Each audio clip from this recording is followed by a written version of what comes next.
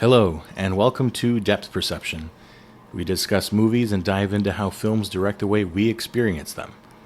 We create a perception of sound. Sound.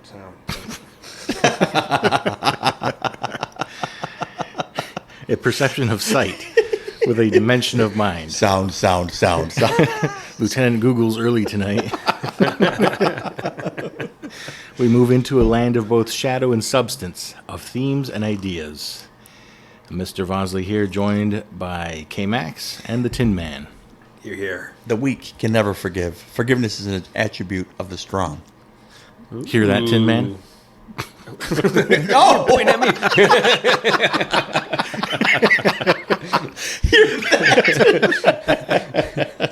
And we're off. Starting early, huh? He's like, I'm out of here. Well, we've had a chapter on justice. We've had a chapter on vengeance.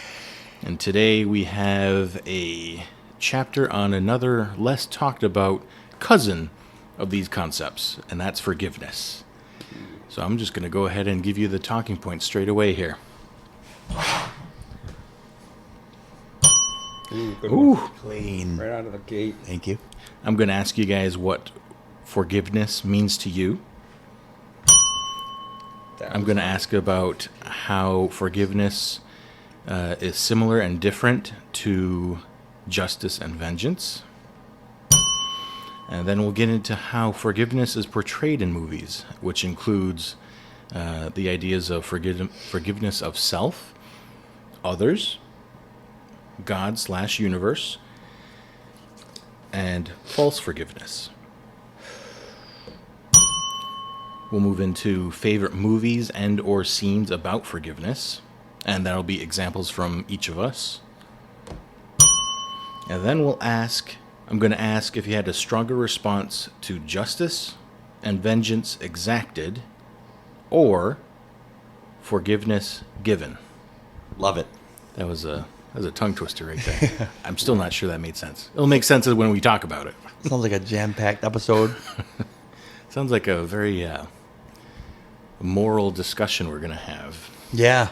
I'm probably going to mention God at some point, so be careful, everyone. For the first time in the 2 seasons. Well, it's kind of been weaved in there, I think. Yeah. Oh, yeah. During that discussion, we talked about how prevalent that idea is throughout a lot of film. Oh, yes. All right. So, what is forgiveness to you guys? I got some formalities mixed in with some informalities. So let's see if I can blend them here quickly, right? Forgiveness is a choice, right? I think that's important. It's a conscious choice to let go of some things, and 2 or 3 things in specific for forgiveness. For me, 2 or 3 things: anger, letting go of anger, letting go of like a need for revenge, letting go of that, and I for lack of a better term, letting go of like bitterness, like a bitterness, letting go of like anger, bitterness, and a need for revenge towards someone or something that is wrong to me. Right? I think that's a short one. It's very personal. Okay. I think it's important that it's personal. Mm-hmm. It's a step, and then I think that it has to be for me. It's a step towards healing. That's why I initiate forgiveness. It's a step towards healing for me. It's almost like a clinical thing, like a counseling thing for me. It's intentional. It's an intentional choice. And I have some things that it's not, but that's right now for what I think it is. I have some things that it's not. It's not condoning, right? It's not even. It doesn't need to reconcile necessarily. It doesn't necessarily have to forget either. Right. Forgive and forget. Well, it doesn't necessarily forget. I didn't say that. But it's actively freeing yourself. I think it's actively an active, intentional choice to free yourself from the burden of whatever it is you're carrying. That's what I think. Okay. I like it. You don't get away with a ditto. Okay. Okay, so forgiveness occurs when Webster's dictionary defines I like where he's going with this because I feel like the natural reaction of a wrong or some reason that you were slighted, mistreated, whatever it is, the imbalance of your peace arises the need or want for a rebalancing, a recompense. I like that the way he said that. With peace. Yeah. Like your peace. Yeah. So vengeance can satiate that. It's supposedly satiate that. That's kind of like a natural feeling, or to just carry like a little bit of hate or whatever it is towards things, done, person, whatever it is. But to release yourself from the burden without having to try to resort to vengeance, because I feel like that's a natural feeling. The feeling of wanting to hurt or pay back pain for pain is the natural feeling. But it's the, I got to swim upstream to get a more solid solution, just like anything else. Working out. It sounds really easy, but if you got to swim upstream to actually lose weight, you got to swim upstream to do the hard thing. You got to stop eating the good stuff. If you just indulgence gets you to the vengeance portion. It feels like chewing on another gummy. He's looking at me from 2 feet from Sucking in my gut. Absolutely right, man. Couldn't agree more. Emotional.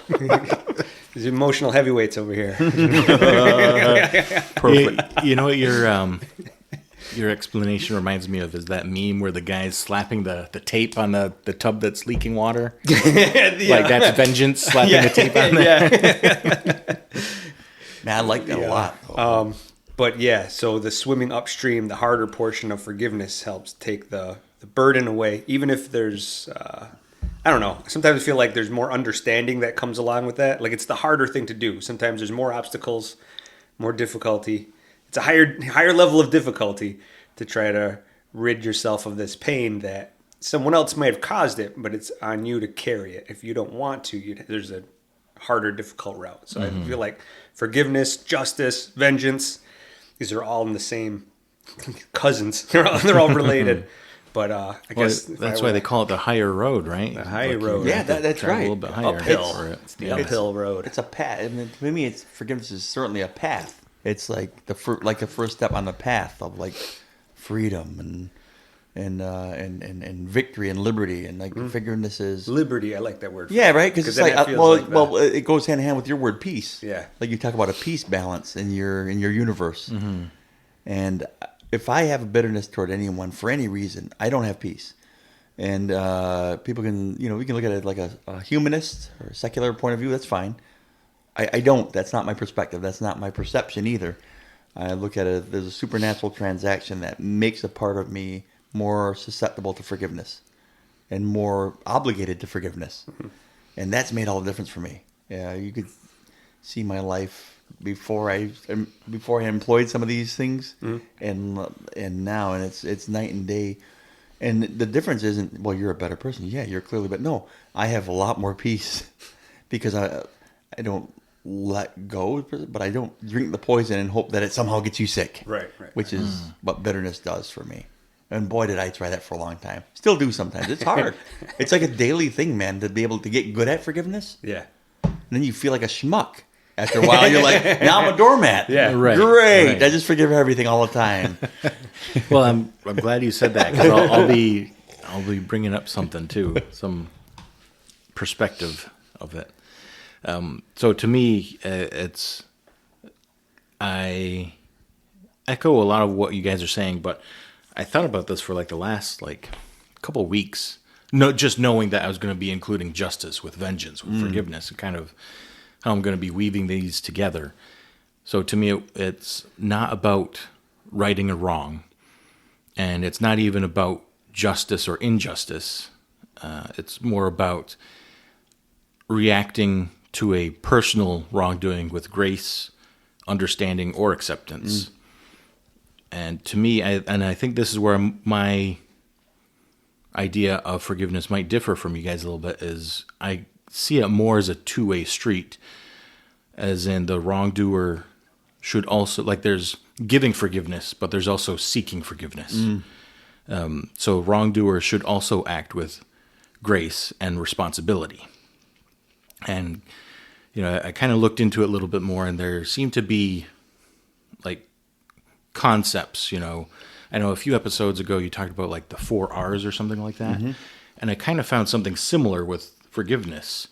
And there were different versions of it, different R words, but overall the concepts of it were like responsibility and recognition, remorse, restoration, and renewal. And I kind of thought about those ideas, and I put it in terms that I could digest a little bit. So the way I thought about it was, you see it, you feel it, you say it, and you act it. And I felt like those are pretty stable steps to stand on when I'm trying to understand and convey the ideas of forgiveness. What were those steps again? Your versions of them, what were they? You see it, you feel it, you say it, you act it. And that goes both ways. So if you're trying to apologize, if you're trying to seek forgiveness, it's the same steps. And if you're giving forgiveness, it's the same steps. I see. At least the way that that I feel about it. Because there's certainly like you mentioned the high road, it's also difficult to admit when you're wrong. Oh. And Sometimes it's harder. For me. Often it's harder because, I think also as fathers, you kind of get like, this is the law, according to the parents. Yeah, my first thought was like, it's like, who do we ask more forgiveness from and for? And I was like, my wife. It's the answer for both. It's the answer for both. I'm like, it's just like rarely ever the people at work. It's rarely. I'm like, I can usually let a lot of that stuff go, and I'm like, oh no, I know exactly what it is. Yeah, like I know what I would say right now, and then I say it anyway. If I was a real a-hole, I'd tell her this, and I quote. So that's kind of my mindset about forgiveness. There should also be a strive to achieve forgiveness from someone if you've wronged them. I want to piggyback a bit off that because when you were saying it, I was thinking, and again, I already had my chance to speak, but I'm like, my definition, go for it. My definition totally takes that out of play. That the aggriever they have no role in this. It's not dependent. They're not a dependent variable. My forgiveness has nothing to do with them doing anything to earn it or even seek it. It'd be helpful. Is that the offender? Yeah. Okay. Like they should. I totally agree with Vaz that they should, and it certainly helps the process if they show any kind of remorse or need to be, or even not even just a sense that they might have been wrong. In this world today, gosh, we don't even see anybody. They just double down that they're not wrong. I should clarify with mine. Okay. I don't think it's necessary. Because I think the reflex is to be the person from the point of view you're bestowing forgiveness, or you are trying to move past a wrongdoing to you. When I say it's a two-way street, I mean me as someone bestowing forgiveness also has to realize when I wrong other people. I see. Okay. I also need to be able to forgive. Thank you. Seek that forgiveness. makes perfect sense to me. Yeah, because I fully agree with you. People aren't always going to say that they've done wrong. Yeah.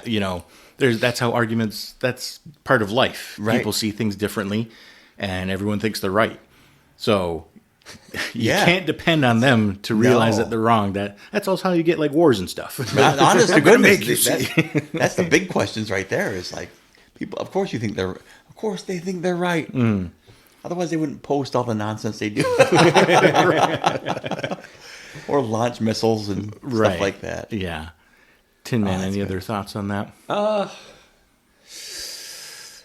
Yeah, I do like what you said. It didn't necessarily pertain to how he said it, but that their actions shouldn't dictate your abilities to forgive. Like, whether they even know they've wronged you or not, it might be something you have to discuss, because it might be someone you work forward with, someone you're around regularly, and hey, this happened, and I don't want this to happen again because of what it did to me. And if it's not someone you have regular contact with, it's like one of those, okay, I can let it go. I'm just going to treat you distantly now. Because not that I hate this person, but in order to not be hurt that way, your arm's length is now further out. Boy, isn't that a problem though? And that's, you know what I mean? Who is it that's in, like, how close are they in a circle to you? That's it. I think that's interesting too, though, because if you treat someone differently because of the way that they did something to you, is it truly forgiveness? So if I say, oh yeah, I forgive you, I'm just never going to see you again, would we still call it forgiveness then? I think you can. I think so. Well, maybe though. And remember, it depends on know. who that That's is. the beauty of this group. It depends on who we're not that saying is. we know, Yeah, but I'm not talking to my wife ever again now. Yeah, it's not yeah. that she's too close. You know, she's not in that circle. Is it someone further out where you can do that? Be like, I don't need. It's someone I dealt with at work. You know what? I don't need to go out of my way to talk to this person. I don't need to see them, because I know how they are, what's going to happen. Yeah. It's not going to make a difference. That is a great question, though, and I hate that you asked it, Voss. Is it really forgiveness then? Because I'm thinking, in my definition, it can be, because forgiveness doesn't dictate that I now blindly. I guess it matters still the trust. order. Did I come to a point of going, you know what, I'm letting this go, I don't need to deal with them, everything's going to be okay, and then deciding? Or am I going, you know what, F that guy, I'm not going to talk to him no more. Forgiven. You know, it's not, there isn't, there's like orders of operation that need to be in play. You're following the I foil. Think one of the examples too, sticking on the husband and wife thing, is it's fine. Yeah. Yeah. Oh, we know it's not fine. I accidentally did something, and she responds with, "It's fine," and turns the shoulder to you. Oh, it's not fine. That's not fine. No, I'm gonna. It couldn't be more unfine. Tackle her and be the like, worst. you tell me what you. Did she forgive me though? She said it's fine. I'm gonna tickle you or whatever. I'm gonna hold you down until you tell me what it is. It's fine. You know what, dude? It's cool. Like at work too. No, it's cool. I don't believe it. No, it's cool. You know what I mean? Yep, No, yep, it's yep. definitely not cool. And guys, we're masters of this as men. We're not the only ones. We're not alone in it though. But we're like masters at like, I don't have time to sort this out right now. It's fine. We're cool. We're not cool. Yeah, I hate yeah. you right now. You know? I don't want to deal with it. And it's funny though, as guys though, I think I'll speak for myself. I know that I try to be better at that, because I don't see, the world is full of like disposable relationships and non-disposable relationships. My friendships, my close friendships, to me are non-disposable. Problem with a lot of folks though is that there's any number of disposable relationships in their lives, including parents, kids, marriage. These are all disposable. I take it or leave it on a whim. Someone pissed me off enough, disposable, right? And I think that when you value relationships as non-disposable, good friends even, or parents, the kids, spouse type thing like that, then you understand the stakes are higher, and you realize that this requires a great deal, and I'm going to use a word that I'm going to be reoccurring the rest of the night. It's going to require a great deal of grace, and for me, and by me, and to me, and through me. It requires a great deal of grace, because can't walk away from this. This is something that has to be remedied. Now, to Tin Man's point, now they know his real identity. Bleep it out. Bleep it out. Post. Clark. What I meant to say, Clark Kent. But so now he talks about like the people that you can, like a disposable relationship. It's like, I forgive you. You were a little closer in the circle than you used to be, but you were never in the circle. So it's like, I forgive you. It's fine. I can forgive you because you're a low stakes relationship. So I can forgive you and totally be okay with it. I don't hold a resentment towards you, but I don't have to trust you or let you any closer. You know what I mean? It's like, I can still forgive you, because if forgiveness is a transaction, a me thing that has nothing to do with you, then I have the peace that forgiveness gives me. I can live in that peace. I can live with the freedom now, the liberty, but then I still don't have to be blindly trusting Right. of you because I see what you are now. Right. I forgive you for offending me. It'd be imprudent to play with the snake and get bit to go back to playing with the snake again. Well, it's like the legend that we were raised with, where the snake, the young person with the bag is crossing the river, and the snake, poisonous snake, comes up and says, "Can I get a ride over with you?" And the little kid says, "No, my parents told me you're a snake. You'll bite me. You're poisonous. I won't do that. Man, I really need this ride. Can you just get me across the other side of the river, right?" And it's a rushing river, and the boy's like, I got a bag here. I guess I could put you in the bag. No, I was told not to. I promise you, I'm not going to do that. Why would I do that? We'd both die. We'd both drown in the river. And, he knows the snake's nature. He puts the snake in his bag. Halfway across, the snake bites him. And as the boy's fading in, they're both going to get washed down the river and die. And he goes, "Why did you do that? Why did you do that?" And the snake says, "You knew what I was before you put me in the bag." Yeah.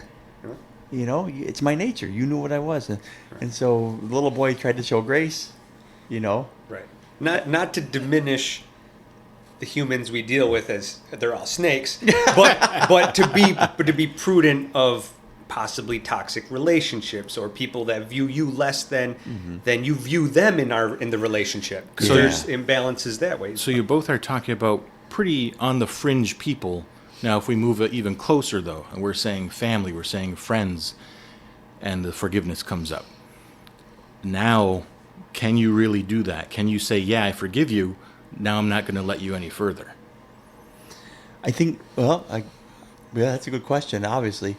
I think you can, because, that's life for you. That's how you live. You learn people and you grow from experience. So for the transaction that I'm talking about with forgiveness, it certainly is a one-way street for me to say that whatever it is you did, if you might even, we're brothers, right? And you do something and somehow betray me somehow, and I'm just like, if I want peace and I want joy, I need to forgive that. So I forgive you. I forgive what the act was. And then I think you do the work. I think you have to do the work to trust again, to let that become closer again. Right. Otherwise, if the other person is unwilling to do the work, you have to still forgive them. I think you still have to. I still think you have to. So I think you can still complete your transaction, but there's some work to be done with family. Yeah. But whether you put the work in or not, I still have to forgive you, and I have to live like I forgive you. That might not still be ignorantly saying, you stole my sugar, and I have to have sugar in my coffee, and I let you near the sugar bowl. I can't let you near the sugar bowl. You lose sugar bowl. That doesn't mean I don't forgive you. You just common sense says you lose sugar bowl privileges, and I'm not talking about sugar, by the way. But whatever it is that you offended me by. Dot. Yeah. You know what I mean? Yeah. I have to still be wise, even though I've forgiven you. That lets me breathe. That lets me move on. I guess my point of view is that forgiveness isn't. You are forgiven. It's done. When I put it in steps, the way that I can grasp the concept, it's not an immediate thing because it's so personal. I see. If you hurt me, I'm not going to say, "Well, yeah, that's fine. I'm fine." No. I am hurt. I can't really forgive you if I'm still hurt. And so This is good. That makes good sense, yeah. So like say you're in an argument, and again, I'm just going to stick with like a relationship analogy here, foreshadowing for our next chapter. Oh, no. But if you're in an argument with a significant other, and they said, "Oh, well, what about that time you did this?" And you think, "You forgave me. You either forgive me or you don't for that past transgression." And I think we've been in relationships long enough. I'm sure that we've had moments like that where someone throws some stuff in our face of our past, and we're thinking, "You either forgive me and accept that's part of the past." Are we married to women? What? No way would they do something like that. But is it still forgiveness then? If it's still hurting them? If they can still bring it up and say, "This is how you also hurt me," and it still hurts, can we really say it's forgiveness? And I guess that's where I'm coming from. I got you. Because I think I agree. I don't disagree at all. But I think there's complexity there because they have their process too. And that still did hurt them, even though you forgave them. I mean, it still, it still hurts. Right. Forgiveness is one of those things where, like, regardless of how someone does their processing, how do I do my processing? Yeah. Is my own thing. I don't know. It's funny because if I bring it up, then I have to look back at myself and I go, am I really forgiven of? Did I really forgive that person of this? Right. Does this still hurt? And I could tell you when it's fresh, there's like mental gymnastics that come up that go, I'm pissed off, and then go, do I need to be? Oh, that's right. I kind of have to train my brain to think I've forgotten about it, I've forgiven it, we've moved on past it, and then move forward. And then the pissed off feeling shows up again. Then you have to, do the mental gymnastics again. Move it back to where it belongs. Put it back in perspective. You have to like gain perspective. Yeah, and then as soon as you do it, I forgot. It was like maybe a few times, and all of a sudden I didn't have to do it anymore. Mm-hmm. The mental gymnastics is gone again. But that's how I would process it. How when my wife brings up stuff I've done 10, 20 years ago, legitimately 20 years ago. Pulls out her notebook. Yeah. Her binder. You know who else doesn't forget? Elephants. There's an elephant over here. It's just... That's great. This is a great discussion, though, man. It's got layers. It's got really cool the layers. The biggest thing I think you brought it up was it's personal. So my view of forgiveness is going to be different than Tin Man's, who's going to be different than yours. Yeah. And I think that's already shown. I think it's so cool, too, because when I employ forgiveness, I tell people, here's why it's important to me. You know what I mean? I think, anybody that's friends with me knows at some point I'm a pretty honest guy, like as far as like admitting my faults, and I'll tell people, I don't tell them because it's like mushy, but I'm like, you matter to me. The fact that I might have been short with you matters to me. And I don't want you to, I don't like you to feel however that felt. Because when someone talks to me that way, here's how I feel. Mm. And so I try to say that outright. That way people at least see my heart. Because I really believe that, in my version, I don't think there's anything good that comes out of people in general. That flies in the face of a lot of things that I believe otherwise. But I think that it's almost a supernatural transaction for me when I turn from something that is stupid. When I tell someone, man, I screwed up. It's almost a supernatural transaction because I know in my human nature, like what Tin Man talked about, my first gut instinct is to, what the? You're just ticked off. And it's like, nah. And it's like, yeah, screw him. That's one of mine. That was always my big thing. I'm like, dead to me. Yeah, Dead. You want to be that way? That's fine. That's fine. You want to feel that way about me? Okay, fine, great. But I'm like, no. These are important people. How they feel matters to me. I don't want them to feel bad. Certainly don't want to, and if you know me, I'm like, I need everybody to love me. So I'm like, I don't want them to hate me. I want them to understand my perspective here. Here's why maybe I have these shortcomings. Here's why this comes out. But I really do think that, as we'll talk about throughout the episode, I think there's a thread that's woven through anything that is me seeking, like being the person seeking that needs to be forgiven, and even having the grace to give someone who's offended me to forgive them. Because I know me, and I know my heart, man. It is vengeance, vindication. I want to be made whole. I deserve it, for crying out loud. And that looks a bunch of ways for me. It looks a bunch of ways. It's poor me a lot. It's very much I'm just going to go mope. Or, I'm not going to go hang with them, or I'm going to be short with them.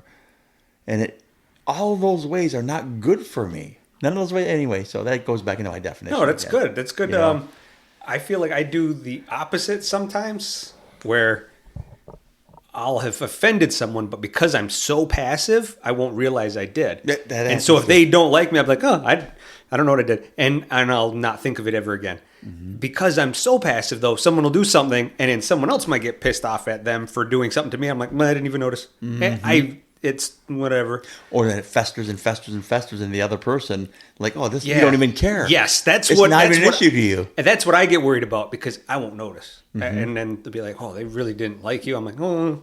And it doesn't help. I go to work and get called names constantly. I get mother effed every day. Today, me too, and I'm in a public school. No, I'm just kidding. That's not true. This is great, though. Just as much gun instances as I did. No, I'm just kidding. I feel like I wanted to emphasize those ideas, though, of you see it, you feel it, you say it, you act it. I do like that. Because if I'm giving forgiveness, I can't just say, yeah, I forgive you. Yeah, it's cool.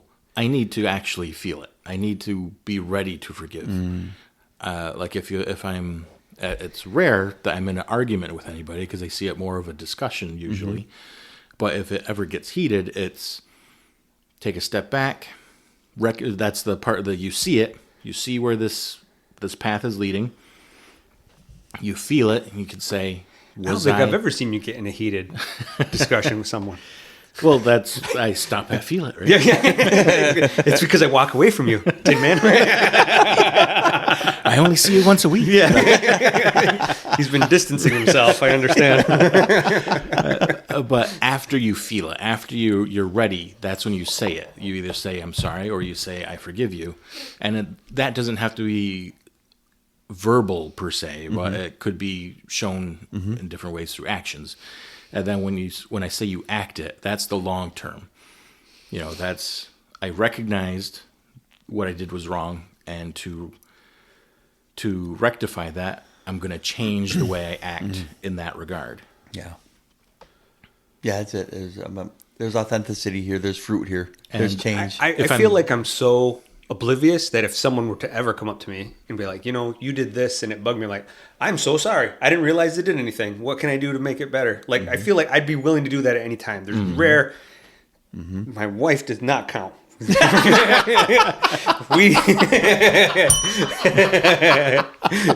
that's why I think that the discussions never come out that clear. It's always 7 things she's pissed off at first before, okay, what are you really mad at? This is the best. You didn't say anything to my aunt for her birthday. Oh, that's what it's really there about. It is. Oh, okay. You're like, her birthday was in October. Yeah. You know what? F your aunt.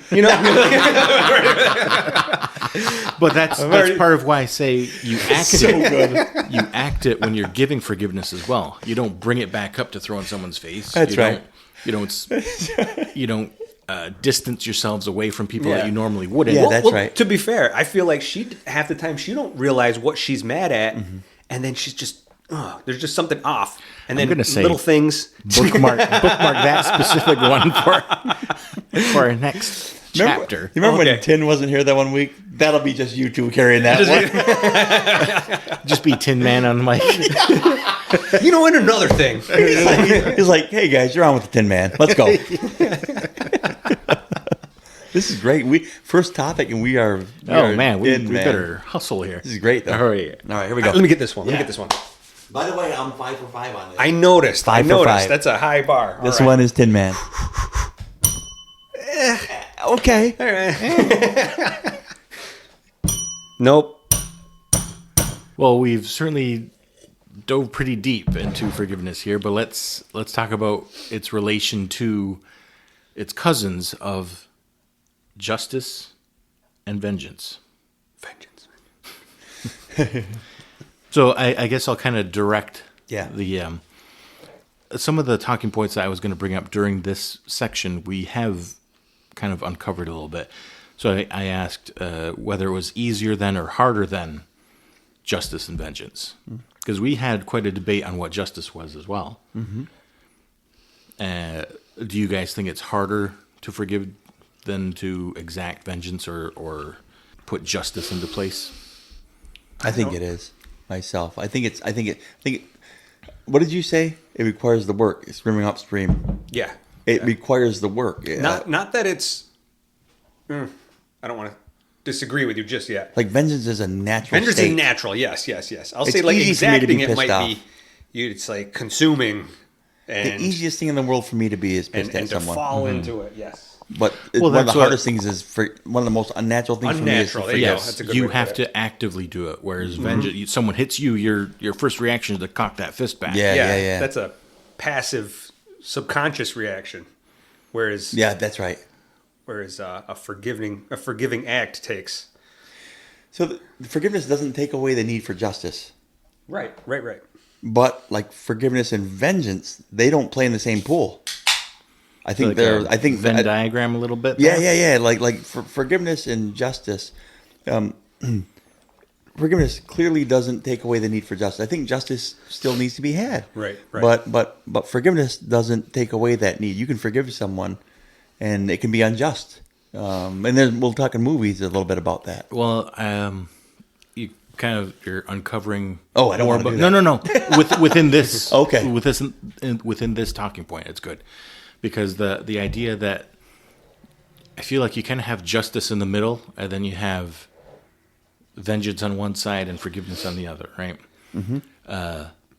Well, Go ahead. yeah, That- I just that think way I like can- with forgiveness, it's a shift from vengeance to you want a constructive path forward, right? So like forgiveness puts you on that path for a constructive path forward for yourself and maybe the offender. Whereas vengeance is just like, I don't want a constructive path forward. Right. You did this, now you pay. And I don't even want to get into why I crave that so much in my media.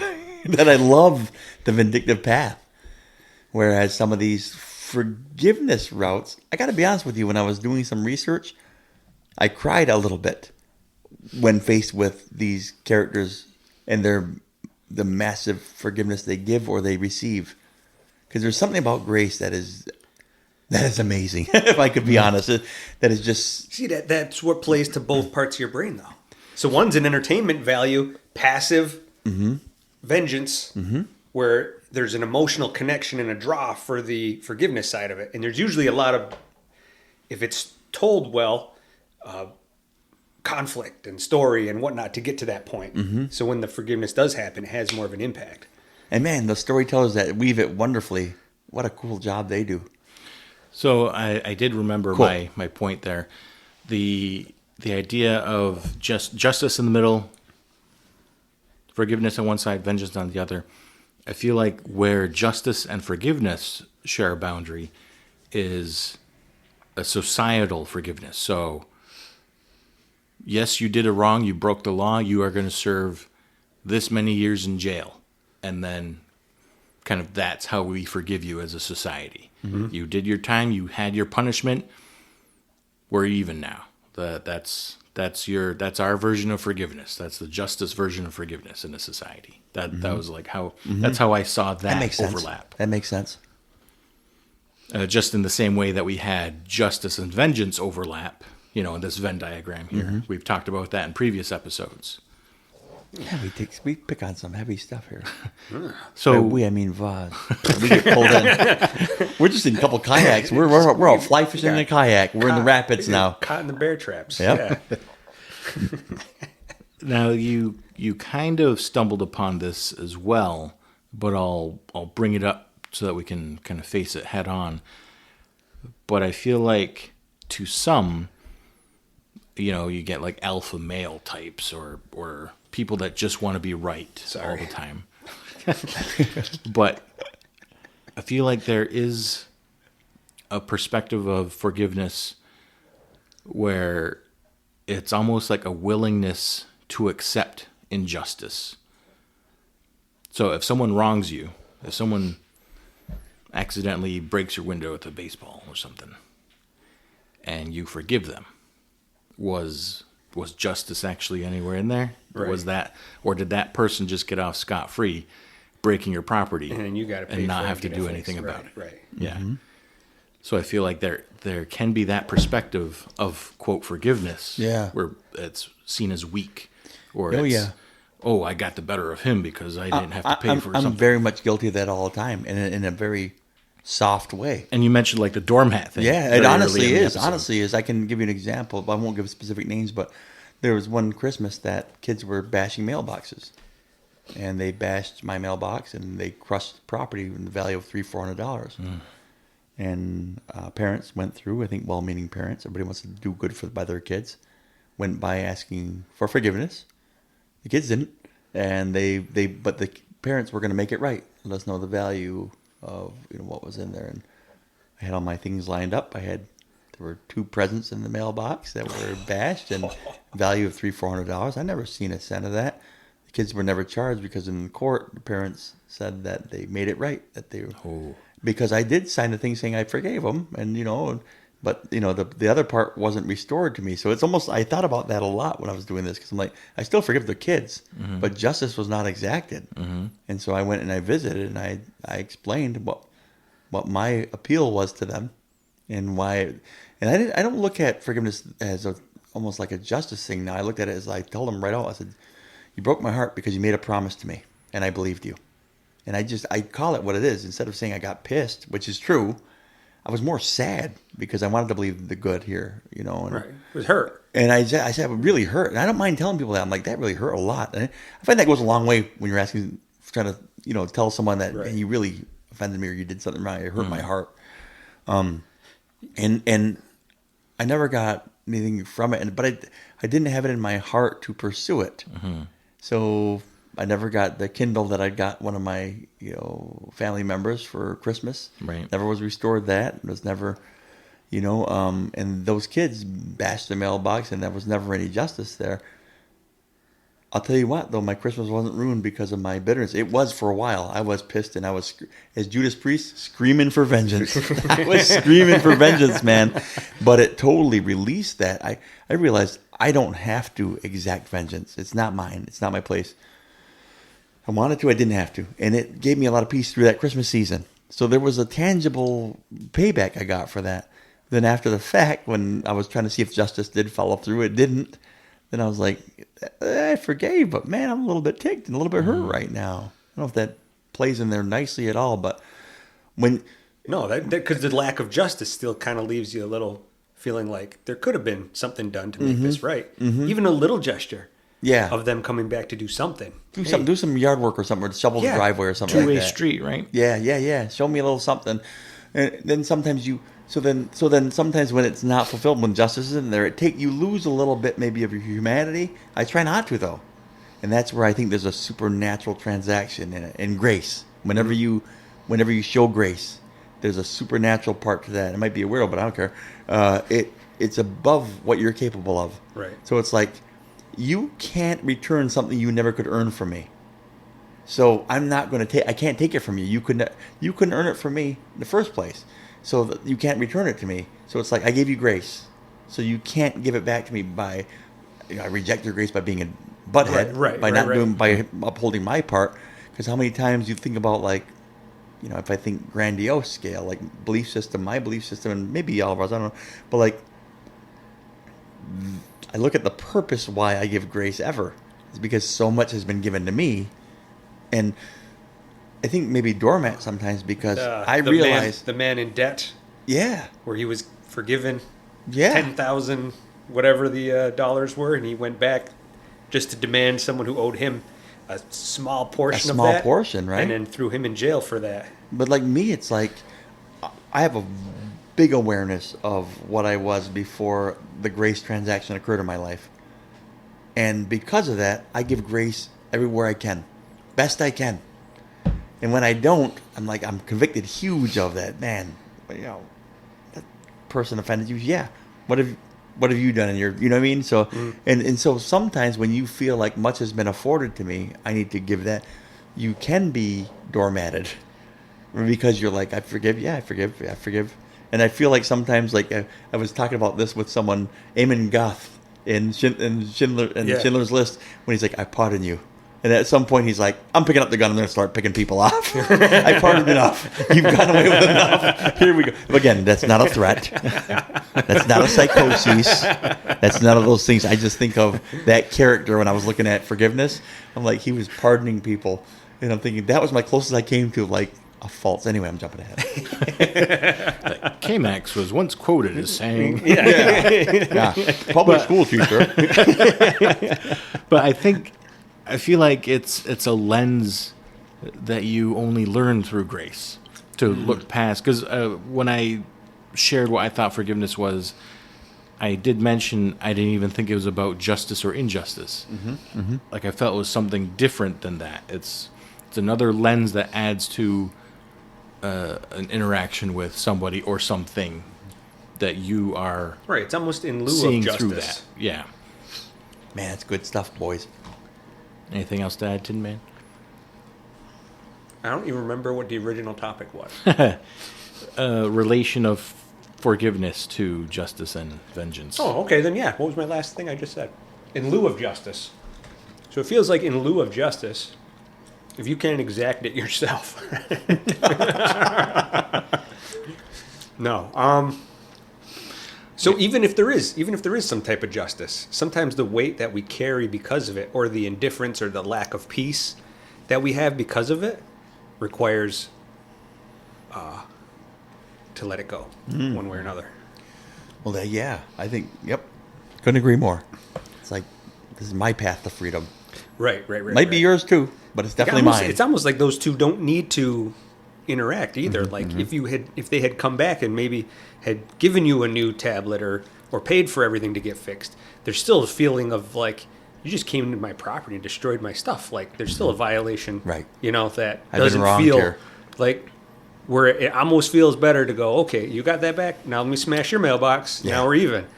But there's the quote. Nice. Well, I'm not moving into another subject. But that's not what that meant. That was a different bell. That was an affirming bell. You're looking at a guy that honks his horn on a throughway or blinks his lights when something is funny. You're right.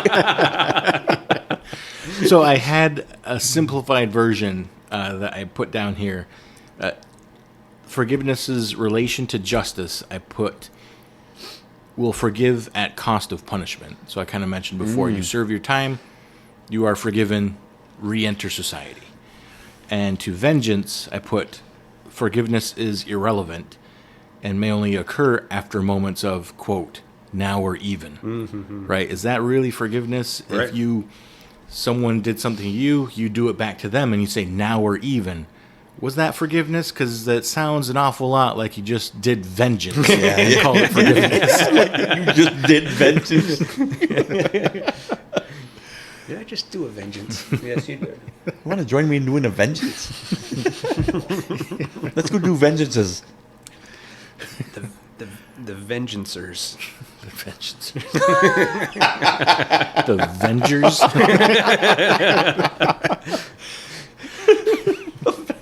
That's a comic book. There's Avengers. There's Revengers. And then there's And the we're right in the Vengeancers. middle. Vengers. Wonderful. Okay, now you can ding me. Okay. All right. That was a dud. That one wasn't bad, Wasn't though. bad. Wasn't was bad. good. The rest of them were just crisp, though. So now we'll move into movies portrayal. I think we have enough substance to what forgiveness. Yeah, right. Oh, yeah, this Justice is a and movie vengeance podcast, are. isn't it? So let's bring in movies into this conversation. And like I said before, there's certain aspects to this. So the first way that we're going to talk about forgiveness seen in movies is forgiveness of self. Now, do you guys want me to give you what I have first, or do you want to Yeah, throw let's some see. in? That sounds fine. Wait. No, that sounds You fine. wanna do it? Okay. I always like to jump in, but I'd like to hear this. Because I have I have one that I don't quite trust and then one I do kind of trust. But let's hear yours out. Well, just like everything else in the podcast, whatever your perception of forgiveness is, if that's what you get it from a certain movie, it's right. Okay. All right. Go ahead. You go. So I kind of had I saw like a pattern with each of these sections here. So forgiveness of self, I kind of thought of overcoming guilt, right? So I had 2 movies listed, and then I had a couple that I'm hoping one of you pick up on.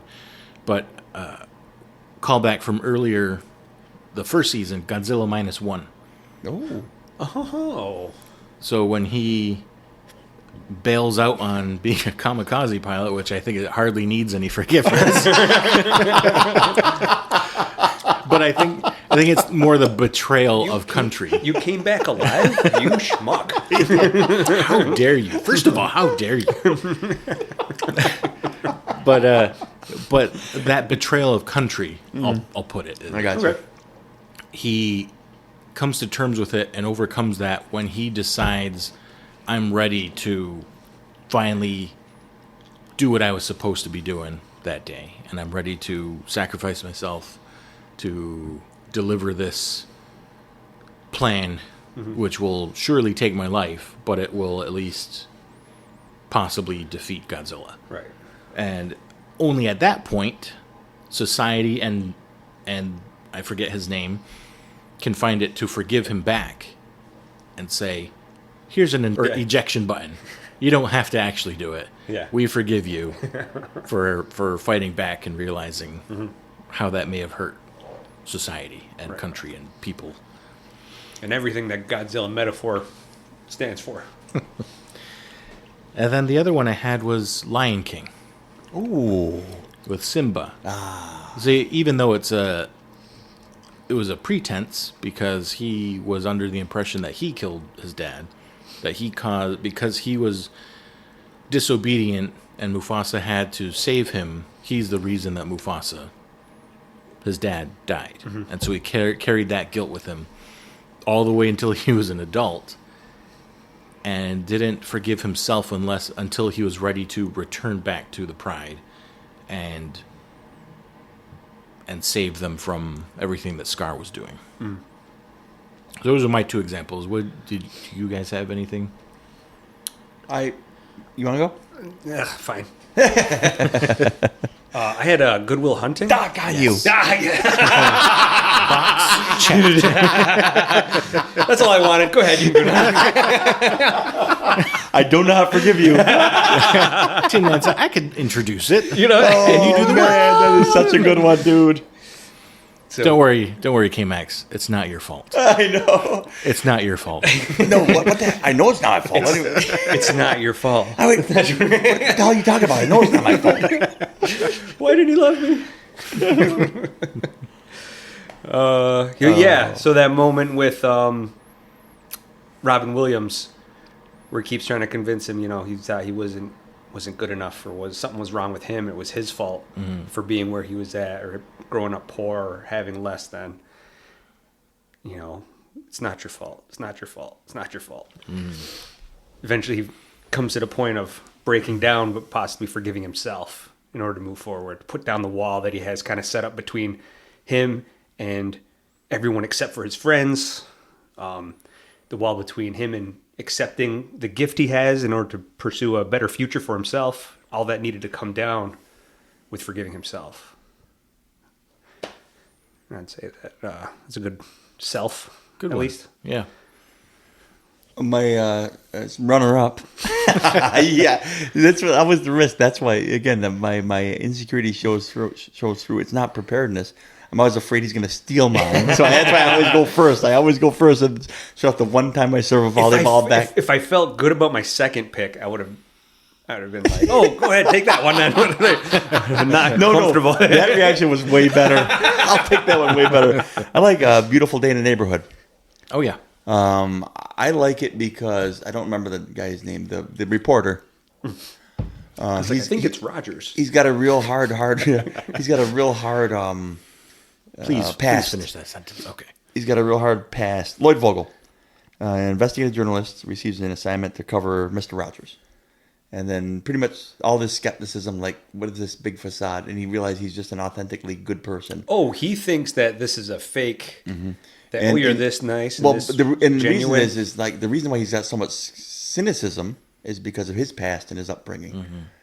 And he's got to tackle some demons, and he's got to forgive others, but he's got to forgive himself for being so critical. He's like the sharpshooter of the paper. Like, I'm going to go tear this guy apart. I'm going to go. And then he learns just, again, just by the goodness of this man, the authenticity of this man, nothing huge, he was just genuinely a good person. He helps him see that he can forgive his past and forgive himself. And so it's kind of a neat transaction, and it's a cool movie. I think Tom Hanks is awesome. So, still movie podcast. It's super cool that we can have these huge thematic discussions and, just awesome topics, and then maybe help the listeners say, here's what I mean by this. You know what I mean? Here's what this kind of grace looks like. Here's what authenticity looks like. Here's what someone who, he could have just said, you're just being a dick. You're being a jerk. Yeah. You're an announcer. I'm very successful. Me and my wife, we have our plan. We're happy with what we're doing. We have a nice life. I don't need to entertain you. But he looked forward to meeting him. He was excited to see him, and he saw a hurting little boy, and that's why Mr. Rogers did what he did for so long. And he saw just another hurting little boy and said, "You matter. I'm going to make time for you, and I want to just reach through like I do the TV here with all these other kids. I want you to have that peace too." And so he let grace come flying through him to that guy. And so that guy was able to forgive his past and himself. Huh, wow. So in a lot of ways, I guess I'm glad I have used that one because it gets maybe gets people to watch that movie. I don't think a lot of people, maybe they have, but more people need to watch it because it's a cool picture of grace that one person can have on a bunch of little kids. A Day in the Life, is that what it's called? A Day in the Neighborhood, I think. Beautiful day. Beautiful Day in the Neighborhood. Neighborhood. That's what it was. Just like the total Mr. Rogers thing. Yeah. And I had no idea. I don't know how factually true any of that is, but I'm like, to know that he might have been the real deal like that is encouraging to me. Huh, that's cool. Yeah. The only other movie I had, because you guys, I wasn't. I feel like when I saw that movie, I didn't see enough or pay enough attention to properly put it on a list that I could present. Oh, okay. So I'm glad that you caught that, because I did glad. think about that one. Good Will Hunting was on mine. Nice. And then the only other one was Everything Everywhere All at Once. Oh. I've struggled with that movie for other reasons, but from what I'm remembering about it, what I'm gathering from it, because anytime it's like I'm forgiving that movie, but it's like anytime I see a movie or something that I don't really enjoy fully, I try to think, well, what am I misunderstanding? What, taking some of my own advice that I gave you, what are you trying to tell me? Yeah. And then go from there. So to me, it was kind of the main character, I guess, with forms of regret. You know, if I did this, I could have been that. If I did that, I could have been a bigger person, this, that. And I think that's where some of this forgiveness of self plays into the story, because it's her being at peace. You know, you mentioned that a lot in your idea of forgiveness, being at peace with your decisions and being at peace with who you are and your responsibilities as a mother, as a wife, as a family member, as a adult. So I think you can kind of see some of that play into that movie. Yeah. Oh, yeah. I would add one more thing in there. Just came to mind just now as we were talking about it. If anyone else seen that movie out there, it's called Dr. Sleep. Oh, It's one of my favorite movies. Yes, good one. So the first half, well, maybe not first half, the first act, I guess we'll say, of the movie is the main character, played by Ewan McGregor, the grown-up version of Jack Torrance's son from The Shining. Danny Torrance goes through this stint where he drinks himself so often to keep the voices in The Shining down, and ends up being drugged out and sleeping with someone, and then that person overdoses and dies and leaves a child there, and he's kind of haunted by these things, eventually going to AA and trying to find a way to help, to give back, and in doing so becomes Dr. Sleep, but he helps out with people as they're passing on to the next life, and finds a way to handle the ghosts and stuff of his past by kind of forgiving himself and moving on. But that first half of the story is him hiding The Shining as much as possible with drugs and drinking and stuff like that. And awful stuff happens. He still sees the kid as a ghost because the kid had died and stuff like that. Like, there's a whole lot in the beginning, but I thought that was a good moment of self-forgiveness to move him forward. Now, how about... we can give this a ding. Let's do it. Oh, Not bad. Clean. Not He's bad. back. Probably our biggest one, but forgiveness of others. What do you guys have? Well, I'll start out with the trend, though, before I ask you guys what movies. So the trend that I see with movies that have forgiveness of others is exercising grace and acceptance. So what do you guys have for movies? Go again. I'm gonna tempt fate. Go again. I'm gonna go again. Go again, Jack. You want me to go again? Yeah, please Okay, do. I have a couple. If you Let me say see. it, I'm gonna definitely kick you in the There's shin. no way. No, I'm not going to do that one. I was going to go Schindler's List. I'm not doing that one. No. Megamind. Thank goodness. One of my favorites. At one point in the story, this guy is a villain throughout the majority of the story. When he accidentally kills the hero, he creates a new villain or a new hero for him to fight. Turns out that person he created has a awful personality, slowly becomes a villain over time.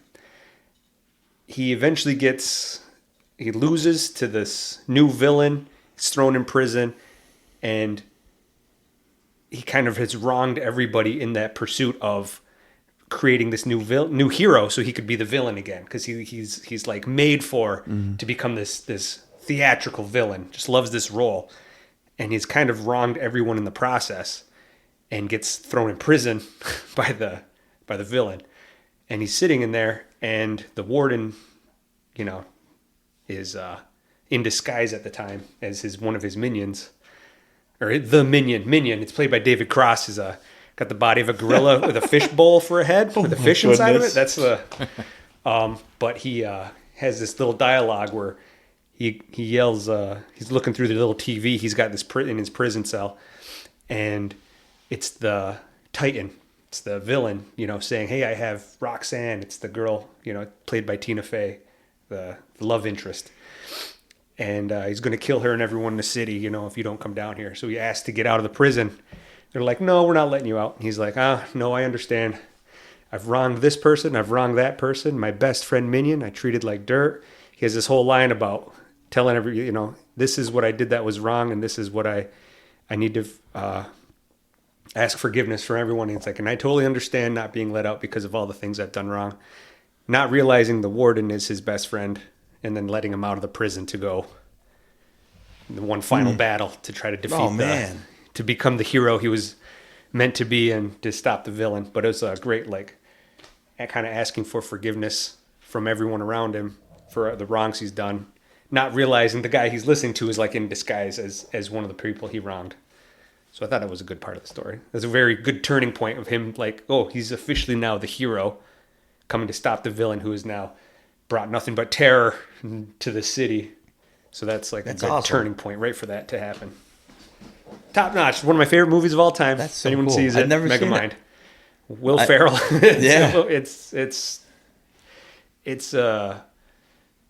It's funny, witty, little goofy humor, just a little sense, just the way he says things is funny, but I think it's a great hero story. Someone who's a villain throughout the whole first half of it, and then creating someone to take his spot, and then he has to become the hero to stop this new villain who's actually a very real threat. A very real threat. Yeah. So I don't know. That was one of mine. That was a good one. Okay, awesome. I picked Warrior. I love it. I love it. MMA movie? Tom Hardy, Ederson, Nick Nolte. Yeah. Yep. Oh yeah, I did see that one. The Nick Nolte was a drunk. The kids, left dying mom, and then the one boy left too, and the one boy was left there with his dying mom and has this bitterness. And he's a Marine. He comes back and he's just this nasty MMA fighter, and he ends up fights his brother, who's a high school teacher. Yep. Who gets back in the ring and pretty much loses his job because he's fighting MMA or whatever. And it's this idea that I think the one boy, Tom Hardy's character. I think his name is Tommy. I think it is. He has to forgive Nolte, forgive his brother, and there are very real things that they did that were offensive. He had rights. He had natural rights to carry that bitterness. Mm-hmm. And I say natural. He had the natural. Anybody on the outside looking in would say, yeah, you should be ticked at those people. They did abandon you as you stayed with your mom to the end by yourself as a kid, trying to help her get by. You should carry that. He was using it almost to win his fights too. He was like, I'm just going to be angry always, and it made him use that as my Hulk strength. And it looked like it had caused him to be a great soldier too, like a great killing machine. And so, but then through the movie itself ends up. Well, he forgives Dad at some point. Well, forgives his brother, and forgives Dad too. And it's it doesn't say they live happily ever after, but you can see that a transaction has happened where he forgives the other person, and it's kind of beautiful. And it's cool that it's in an MMA type feel. Mm-hmm. I thought it was a cool movie. I think Tom Hardy's just a way better actor than his physique and his tough guy and his venom give him credit for. I think he's amazing. Yeah, I agree. That was a cool movie. I like that one. Yeah. I think I'll go with Encanto. Oh. Never seen it. What? Yeah, I'm not going to go too deep into it, but it's because there's layers of forgiveness in that movie. I mean, have you heard of like the phrase we don't talk about Bruno? The song? so. Your kids never sang it? No, I'm thinking. I don't think so. He's like, my kids aren't soft like that. My boys are all younger. Well, when did Encanto come out? Is that the one where there's like a fish person? No. No, that's Luca, I think. Okay. But yeah, Encanto, it's... That's the creature from the Black Lagoon. that's like water for chocolate. Tusk. Tusk. Do you know Tusk? Weird. That was like the last movie me and Ralph rented was Tusk. Really? Yeah. We'll bookmark that for a future season, Oh my by gosh. the way. It's a Kevin Smith thing, right? Yeah. Yep. But Encanto, there's, like I said, there's layers of forgiveness here, and misunderstanding, and acting out on those misunderstandings. So Is there like a female wrestler in it? the matriarch. Well, so they all have like superpowers, and they Okay. all live in this village. And is it Madrigal? Mirabelle. So Mirabelle is like the main character, and she doesn't have any powers. And everyone else, you mentioned that like the female wrestlers, so she's got like super strength. Other Louisa. people- yeah, and someone else has like a connection with like flowers. They could just make like flowers appear and stuff like that. So different powers. Okay. And Mirabelle's waiting for her power, and she seemingly has none. But the matriarch, I don't know if it's K-Max. Do you remember? Is it her? It's her grandmother. Yeah. Right? Has this grudge with Bruno. Mm-hmm. And then something happens to their home, and she holds Mirabelle responsible for it, I believe. Mm-hmm. And so there's different layers of forgiveness that this matriarch has to learn and find the lens for understanding to forgive these people, and then learns herself that she, like I said, the two-way street, that she needs a little bit of forgiveness for the way that she acted on certain perceptions of things. Oh, okay. Nope, I did not see this one. It took me a while to see it, actually, because it... Oh, it's Rosa from Brooklyn Nine-Nine is the main character. Yeah.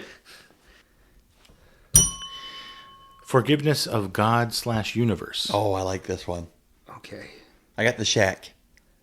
That's a good one. I read the book. I love it. Me too. I have not seen the movie. Both great. Is it? Okay. I think they're both great. I like the movie. It's a little more easy accessible Oh, for okay. folks who aren't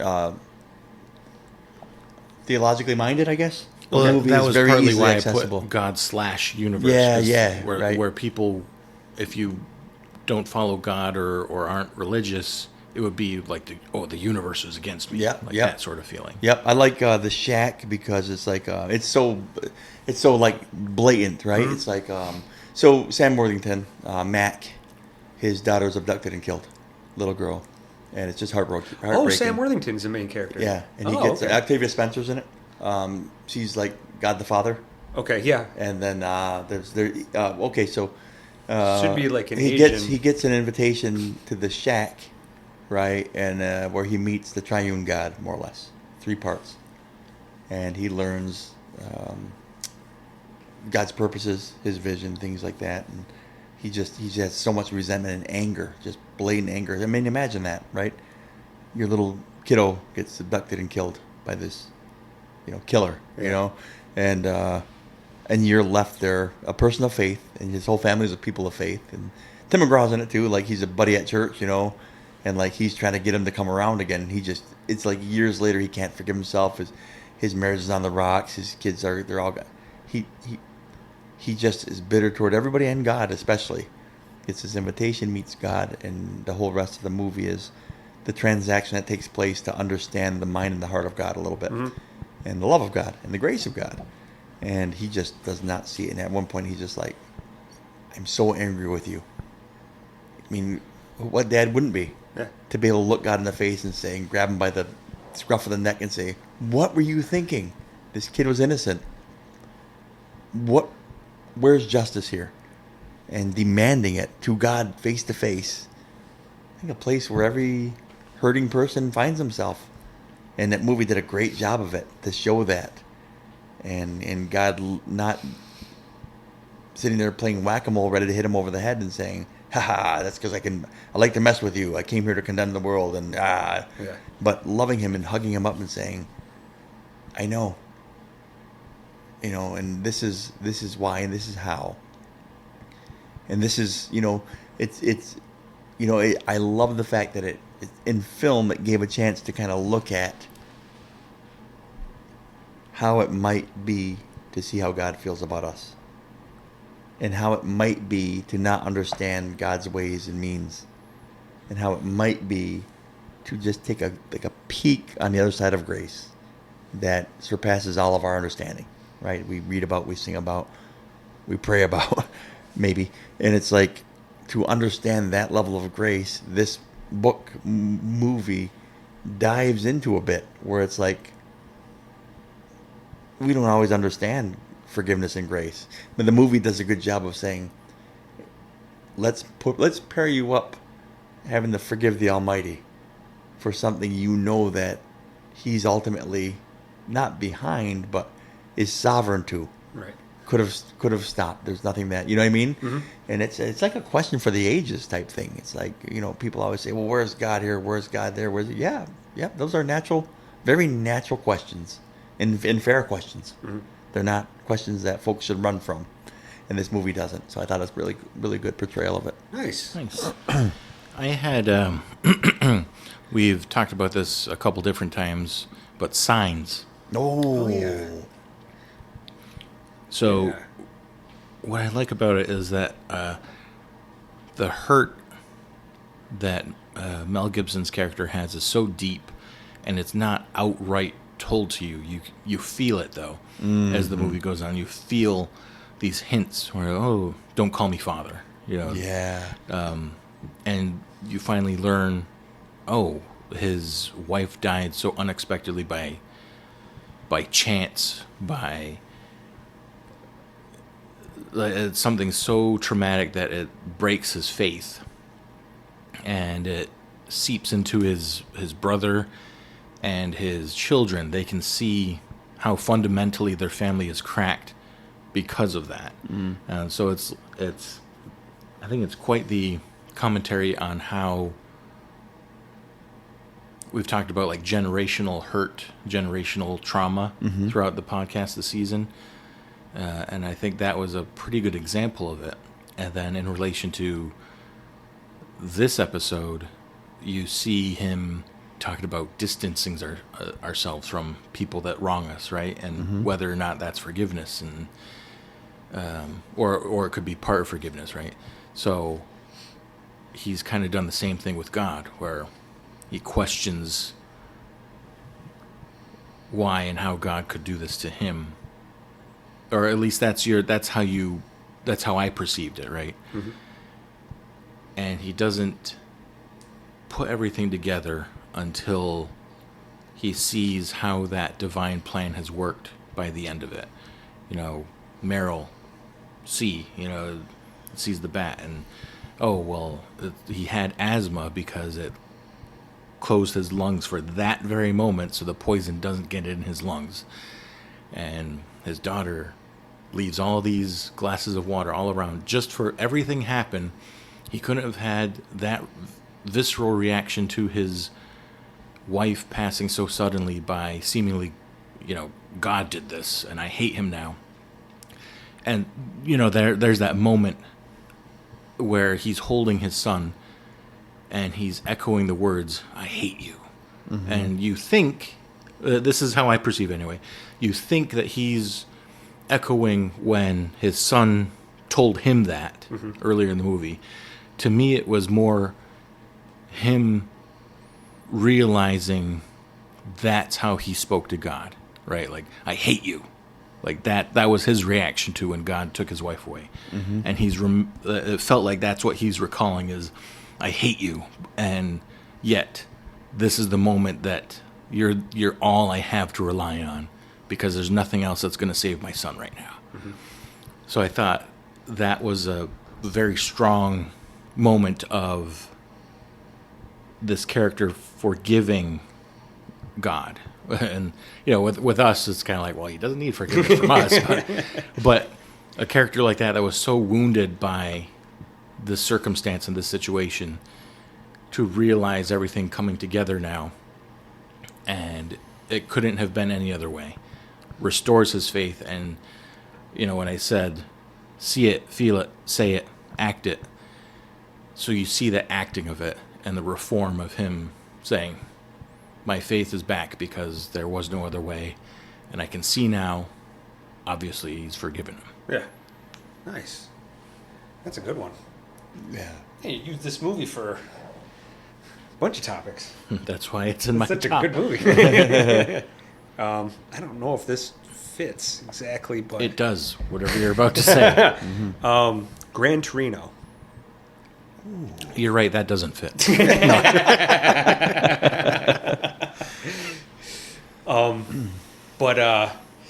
So Clint Eastwood's character being kind of opposed to everything that the guy from the church, the priest, is telling him, and how he's like, this 20-year-old, what's this 20-year-old virgin going to tell me about life? Eventually coming to a point of like being able to fix the issues he has with the kid next door. I guess it's like Justice, where he's making the kid who tried to steal his car, he's teaching him how to build and fix his own things. He's trying to get like his things in order. But he's this angry, like resentful person for, losing what he's lost, and his place that's left in the world, and everything kind of going to garbage from what he's grew up and hoping for. His family doesn't like him. There's nobody else around him. He's just pissed off that there's everybody around the neighborhood can't stand the minorities. It's like 100 different minorities he's got to be yelling at all times. Seriously. But to like sacrifice himself, I kind of viewed it as him finding like a way to forgive, if not God, finding forgiveness from God for all of his actions and his views of things by doing this act, which ends his life. But that the priest sees it as him finally seeing the God in his life and whatever forgiveness he can get from God doing this act, and ends up saving people and then sending people into prison where they belong. I think that's a version of seeking justice. So him kind of putting himself in that situation, putting himself on the scale, and seeing how God judges him from there. Is kind of that admission of, I'm asking for forgiveness, and here's my attempt to atone for make it whatever. Right. Yeah. And I like too that it's, I had mentioned like trends of when I say, forgiveness in movies about forgiveness of self. For God and universe, I put understanding or acceptance of circumstance. And so I think that fits in also. Okay. Because it's him accepting times are different. Do we have these minorities, those minorities, the way people live nowadays? Like, here's me coming to peace with how it works now. And I'm also going to, kind of the same connection there. I'm going to offer myself as, trying to make it right somehow. Now, help me categorize this one if you guys could. I also had a runner-up as It's a Wonderful Life here. It's funny you say that because so far everything you guys are saying are like in my on my list. Because I thought that one would be like he at first he's like, it'd be better off I never, almost like tempting God, like kind of like blaming him for this. I'd be better off, and then at the end saying, I want to live, Lord, anything please, I want to live. Like, I thought so maybe that was almost like forgiving. I mean, yeah, like to me that was when he's saying the things he's saying, it's, shaking your fist at the sky. Why would you do this to me? How would you put these things in my life and make me have to go through these things? And him at the end recognizing, like, no, actually, you put a lot of good things in my life. It's actually a wonderful life. Yeah. I think that does fit. Good. Because his way of asking for forgiveness, and this might tie in a little bit later, but his way of doing that is saying, well, I want to appreciate the things that you've given me. Mm-hmm. Well, good. Nice. Nice. My turn? Yeah, you got this. I liked it. All right. I liked it. It's just what we needed. Now, this one, I think, was a tough one. False forgiveness. That was a tough one for me. And I'll give my... Yeah, you go first, because I didn't really have anything I know. that I felt comfortable with. Okay, I'll go through the whole thing I've got then. Yeah, please do. So the trends that I would see would be like verbal versus action based. So a lot of fake verbal apology, right? And then forced forgiveness, where it can't be true forgiveness if you don't feel it, right? I have a few examples here. Dawn of the Planet of the Apes. I've never seen that one. I have. When the ape with the scar on his face, it starts with a K. I'm horrible with names. Kobu? Hold on. I'm going to look this one up. Wait, we got LT Google here. Oh, I'm Googling other things, but I can do Gee, that thanks. as well. I can. Gee, thanks. Dawn of the Planet of the Apes. Yeah. 2014. I like those movies a lot, by the way. Planet of the Apes movies. Koba. Yeah, Koba was like kind of like the renegade ape. But when he would do something wrong, do you remember how their interaction he had with Caesar? Man, I can't recall. So Caesar would hold out his hand, or Yeah, he had to Koba would hold out his hand, and Caesar would tap it as a sign of like forgiveness. Yeah, that's right. And he would do it knowing full well that he plans on doing something He's wrong gonna do it again. That sounds like my spiritual walk right there. Good gravy. Conviction. So it's that false forgiveness right there, where he's only doing it because there's no sense of feeling it. He recognizes it for sure that he's doing something wrong, but there's no remorse with what he's doing. And in my steps, you're missing a couple steps there. You see it and you say it, but you don't feel it and you don't act it. Yeah. So it's not forgiveness. Keep going, because I think I might be onto some. Okay, I have anger management with Adam Sandler and John C. Reilly. Yeah. When I'm not angry. Yeah. Jack Nicholson takes him to the monastery to confront his childhood bully and It's make peace. John with him. C. Reilly. That's isn't what it? I just it said. is. Oh, he did? Okay. David Busnick. Yeah. What does he call him? Butt lick? Yeah. Oh, yeah. Butt lick. That's pretty good. That was spot Thanks, on. man. Thanks, man. That was- It's either that or Bobcat Goldthwait. Same one. But being forced to forgive, Ooh, Casper's in my underpants. like that little growl he gives. That movie's so good.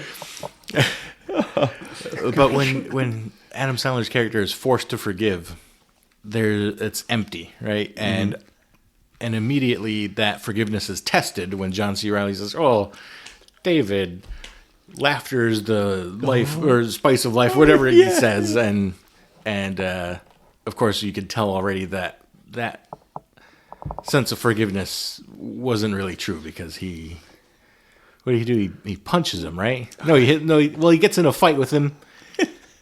And he ends up giving him a wedgie. Yeah. And you could see, we talked about it before, like,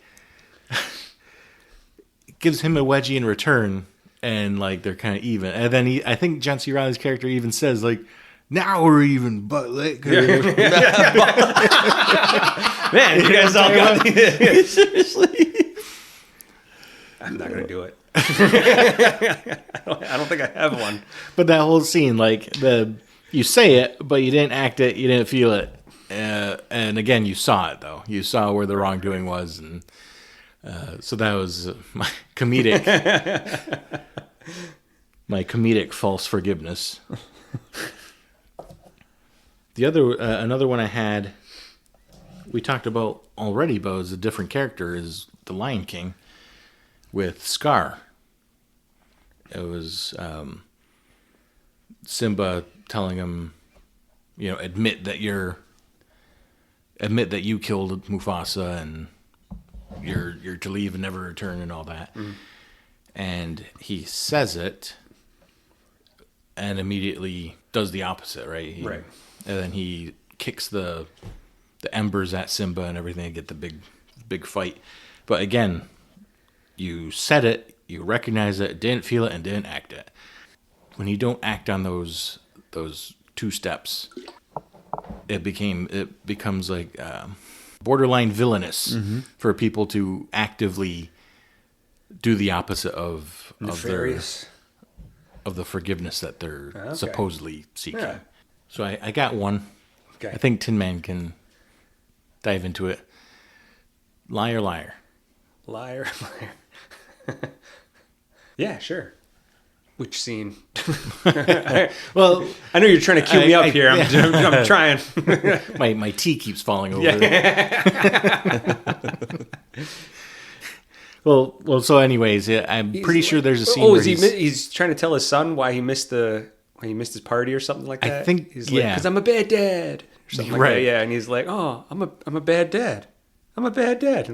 That might be. So, yeah, we could say that. Because I think there's a few instances where he's trying to lie to get out of something, much like Koba down at the Planet of the Apes. Like, just saying it to get past. Yeah. Instead of actually feeling it. That's like the whole movie. Everything he says is... I try to tee you up. Yeah. How do you like my new hair? Whatever takes the focus off your face or whatever. And he's like, no. Oh, yeah. Or is it, how do you like my dress? Whatever takes the focus off your head. Crazy hair.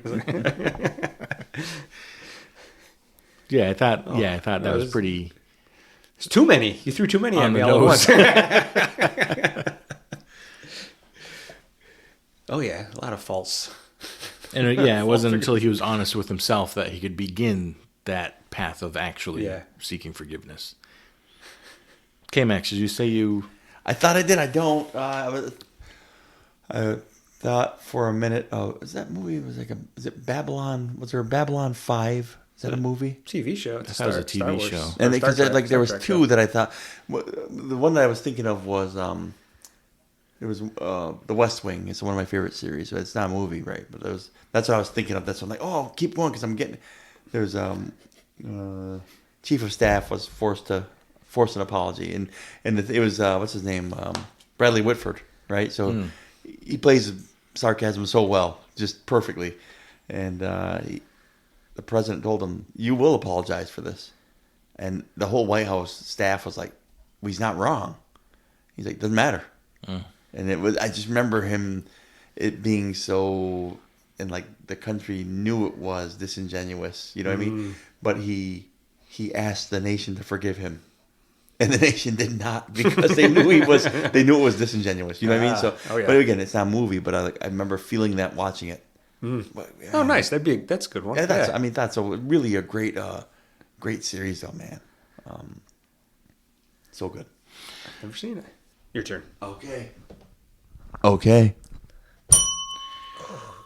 So Dean is a whistle. Now. Yeah, I know. I kind of become self-aware. I kind of sprung an aspect on you guys earlier when I talked about it's not just first-person point of view giving forgiveness. It's also first-person point of view seeking forgiveness. Mm-hmm. Recognize when you did some wrong. And so I thought about that when I was coming up with these different aspects of forgiveness in movies. And I realized there's not a whole lot of movies where our main character is actively searching for forgiveness. Nice. So there's only a few that I come up with, and some of them we've touched a little bit on. So like Warrior, Gran Torino, and I think we kind of talk about our previous episodes of, it's more entertaining to see the vengeance, and it's more of a project and work to enjoy the stories of forgiveness, much like it's project and work to actively seek forgiveness in person. Yeah, that's right. I found one pretty good. Like I was talking with my buddy John, who's in town. One of our favorites, because we were talking about this podcast in prep. It's kind of cool to have someone who's a listener, maybe not as avid a listener as I want him to be, but who's a listener of the pod, saying, "Oh, what is it?" And I kind of participate a little bit because I needed to bounce some ideas off him. And for this one, man, we both came up with one of our favorite short stories and favorite movies, The Green Mile. Oh, Hey. literally right there. If you could see, Tin Man just showed a note that had a scribble of Green Mai. And wait, the ink is still very Google wet. search is And still no there. other words on that note. Well, I think like of Paul Edgecombe. In fact, I have a client for the barbershop named Shane Edgecombe, who's a corrections officer who works in a jail. Anyway, Paul Edgecombe, who is Tom Hanks' character, Tom Hanks again, asking for forgiveness from John Coffey because he's about to execute him. Mm-hmm. And he says, I'm going to read this if you don't mind. On the day of judgment, when I stand before God and he asks me, why did I kill one of his true miracles? What am I going to say? That it was my job? My job? And John Coffey says, I'm not going to say it like him. I wish I could try, but I'm not going to. You tell God the Father, it was a kindness you done. You know you hurting and worrying. I know you hurting and worrying. I can feel it on you. But you ought to quit that now because I want it over and done. I do, boss. I'm tired. Tired of being on the road, lonely as a sparrow in the rain. Tired of not ever having me a buddy to be with or tell me where we're coming from or where we're going to or why. Mostly I'm tired of people being ugly to each other.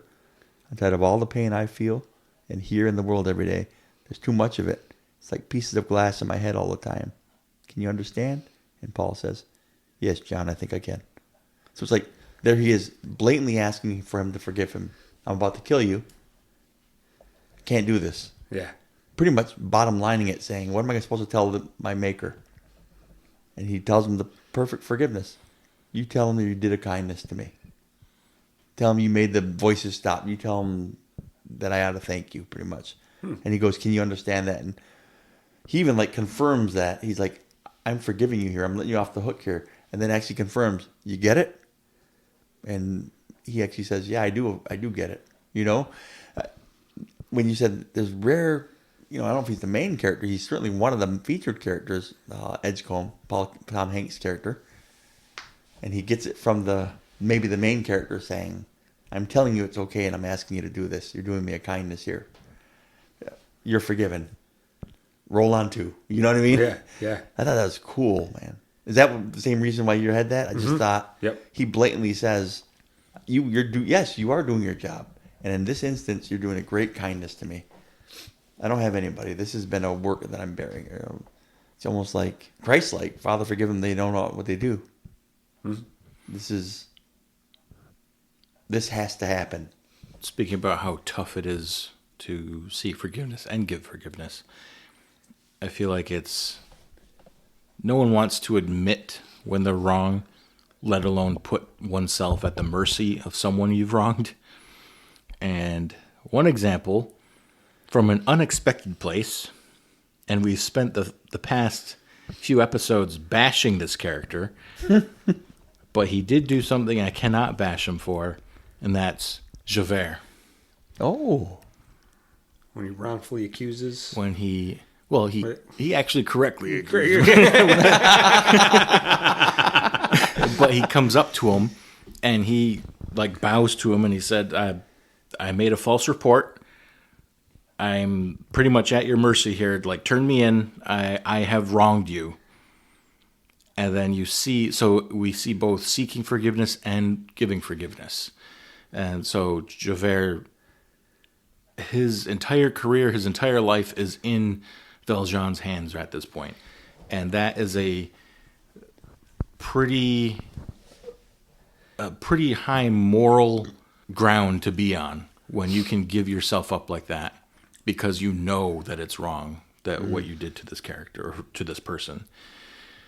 That was his his like the first time he has any type of redeeming quality, I guess, is that I was like, man, he's a strict like corrections, like he's unforgiving. I stole a piece of bread because we were going hungry. Yeah. I don't care. Like, Yeah, it makes no difference. 5 to me. years. 5 years, yeah. For what you did. Yeah. And then for him to be like, no, I messed up.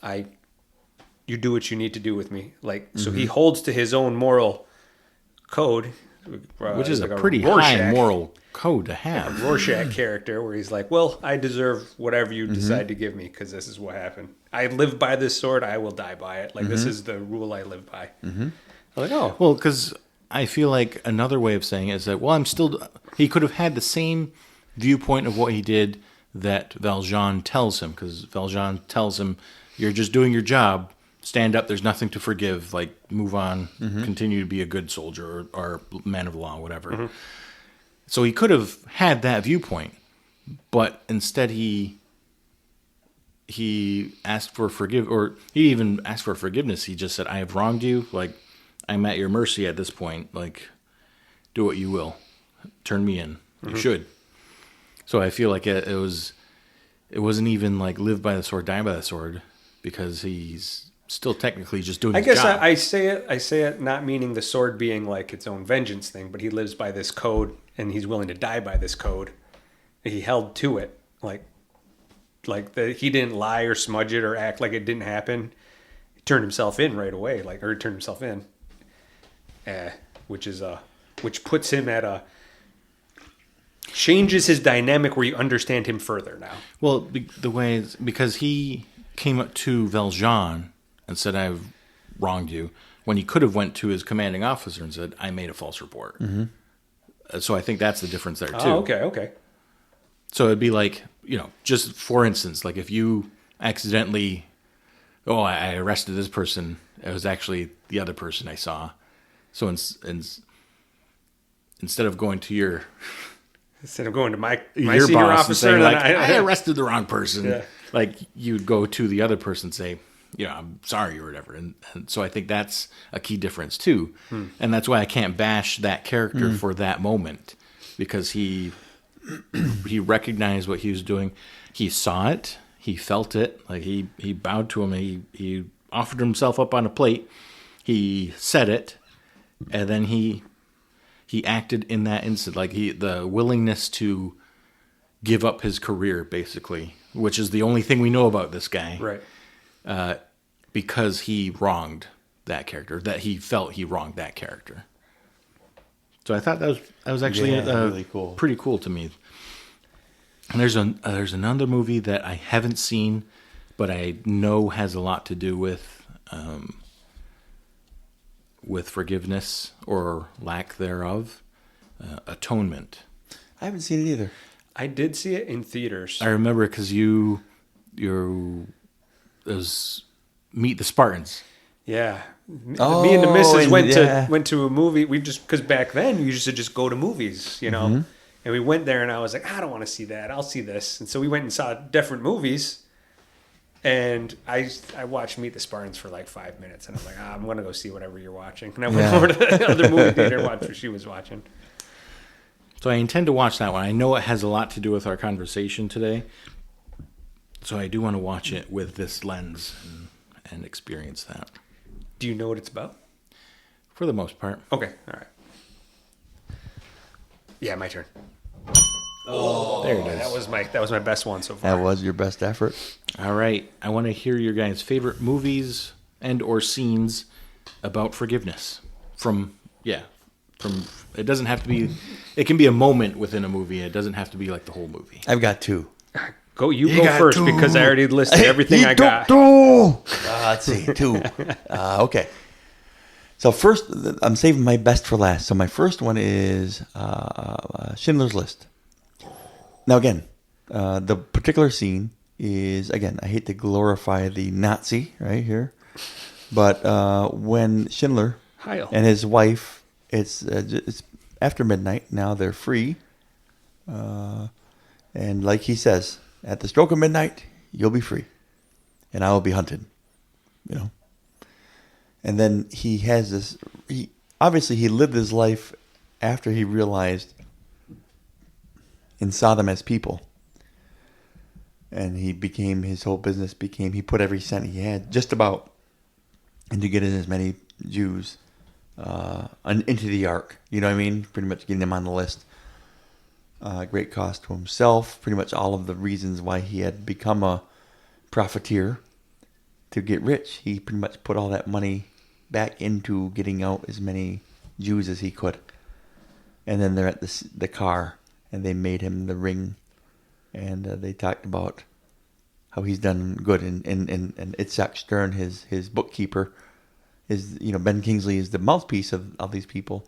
And it's this beautiful scene where Oscar Liam Neeson is just sobbing, saying, I could have gotten more, I could have done more. This ring, this pin, this car, he would have given me this many for that easily. And he starts breaking down and crying. And again, yeah, we're feeling sorry for this main character, who is one person who has had some inner turmoil. And we're not feeling sorry for we are still feeling sorry for these tens of hundreds of thousands of Jewish folks. But like, we see it though, and we see him, them forgiving him, saying, you've done good, because of you we have generations, more or less forgiving him, saying, even putting clothes on him, saying, and then saying, here's these journals, here's as much proof as we can give you for all the good you've done. Take this. So if they catch you, you can make a case. That's probably my the first one that comes to mind of like them forgiving him, right? Nice. Do you have one, Tin Man, or you want? He said he had two of them, I thought. Oh, I do have two. Yeah. Go for it. Okay, so my next one is the reason for the season type thing, right? It's like, this is why I think forgiveness exists. The Passion of the Christ. Ooh. Right? You have this epic picture of the creator of the universe, the creator himself, stepping out of eternity, taking on human form as Christ. Second part of the Godhead, God the Son, Jesus Christ, coming, and the depiction is coming down. And why is he doing this? Why is he allowing this to happen? Why is it called his passion? His purpose is a way to redeem mankind to himself, to lay down his own life, to die bodily, to shed his blood, to take on the burden, so that God the Father could forgive the sins of all mankind and pardon them because of this payment that was paid, the sacrifice of his only begotten Son, Christ. And this supernatural transaction that takes place on film in front of us, to see the picture of it, and to see him beaten and whipped and mocked and spit on by the creation, the creator being mocked and spit on and crucified, and at any time having the power and authority to stop it, and but willingly doing it, saying this is the only way. In fact, the one scene where he's in the garden praying and drops of blood, he's praying and he's so stressed and so grieved, asking the Father, if it's possible, let this cup pass from me, but nevertheless your will, not mine, be done, and laying himself down. And in seeing it on film, it's particularly moving, that like this ultimate transaction of forgiveness taking place, and what the cost was, what was on the scale, and I guess not even being super preachy, but like the theme, you see the theme of it is finished. Father, forgive them, they don't know what they do. Forgive them, forgive the creation for doing this. They're not even sure what they're doing. There's a rebellion. There's a bloodlust. There's a momentum that's happening here. Forgive them for that. And then saying it is finished. And then I think it's interesting that Mel Gibson's working on the resurrection now. Then, right, the next movie type thing. Yeah. But I just think it's cool that film can explore even the deepest topics, like and precious topics and controversial topics like that. But I couldn't not include that in the film, and talking about forgiveness in films, than having like the granddaddy of them all, in my opinion, in my limited perspective, the Passion of the Christ, just really showing the physical transaction that took place for the Almighty to forgive mankind. Man. I don't know Very if I can good. top that.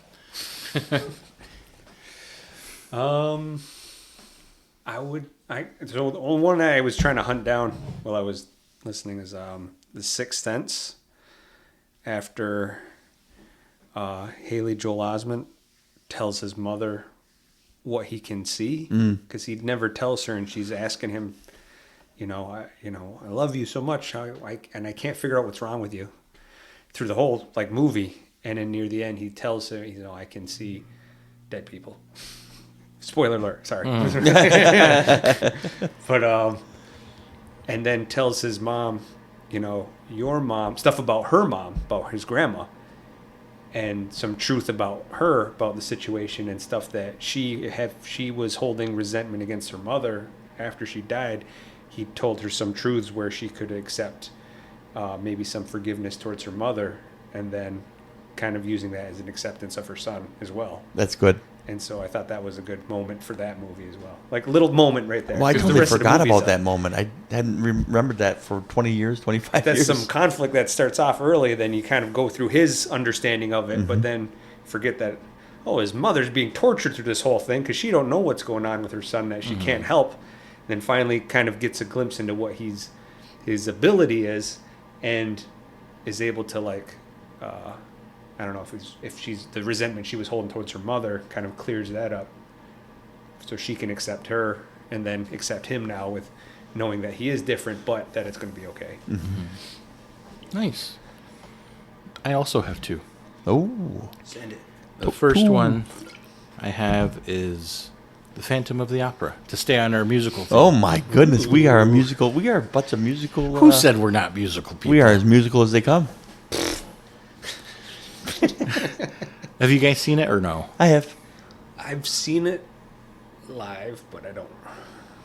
So It was the years basic ago. story then. Well, yeah. Well, I can't say I make sense of much of it, live and the movie. If I'm being honest. I remember the chandelier flying down from above me because it was up Yeah. on the balcony, and Like, and then how came cool, down. right? And then flames, because I was like third row from the edge of the balcony. Oh, so it was beauty. kind of close to the balcony, so I Really could see good pretty seats. good. But I didn't realize there was a chandelier up here the whole time until it came crashing down, and then flames that went, and I was like, "That was hot man. up here." Yeah. I don't know how it is for the people on stage. That's crazy. So there's a moment towards the end where everything kind of comes apart when Christine whips off the Phantom's mask. So he starts to, I think that's when the chandelier drops and everything. Okay. And so they end up in below the auditorium. There's it's his lair, right? Where, In the bowels, maybe? I guess that's a way to put it.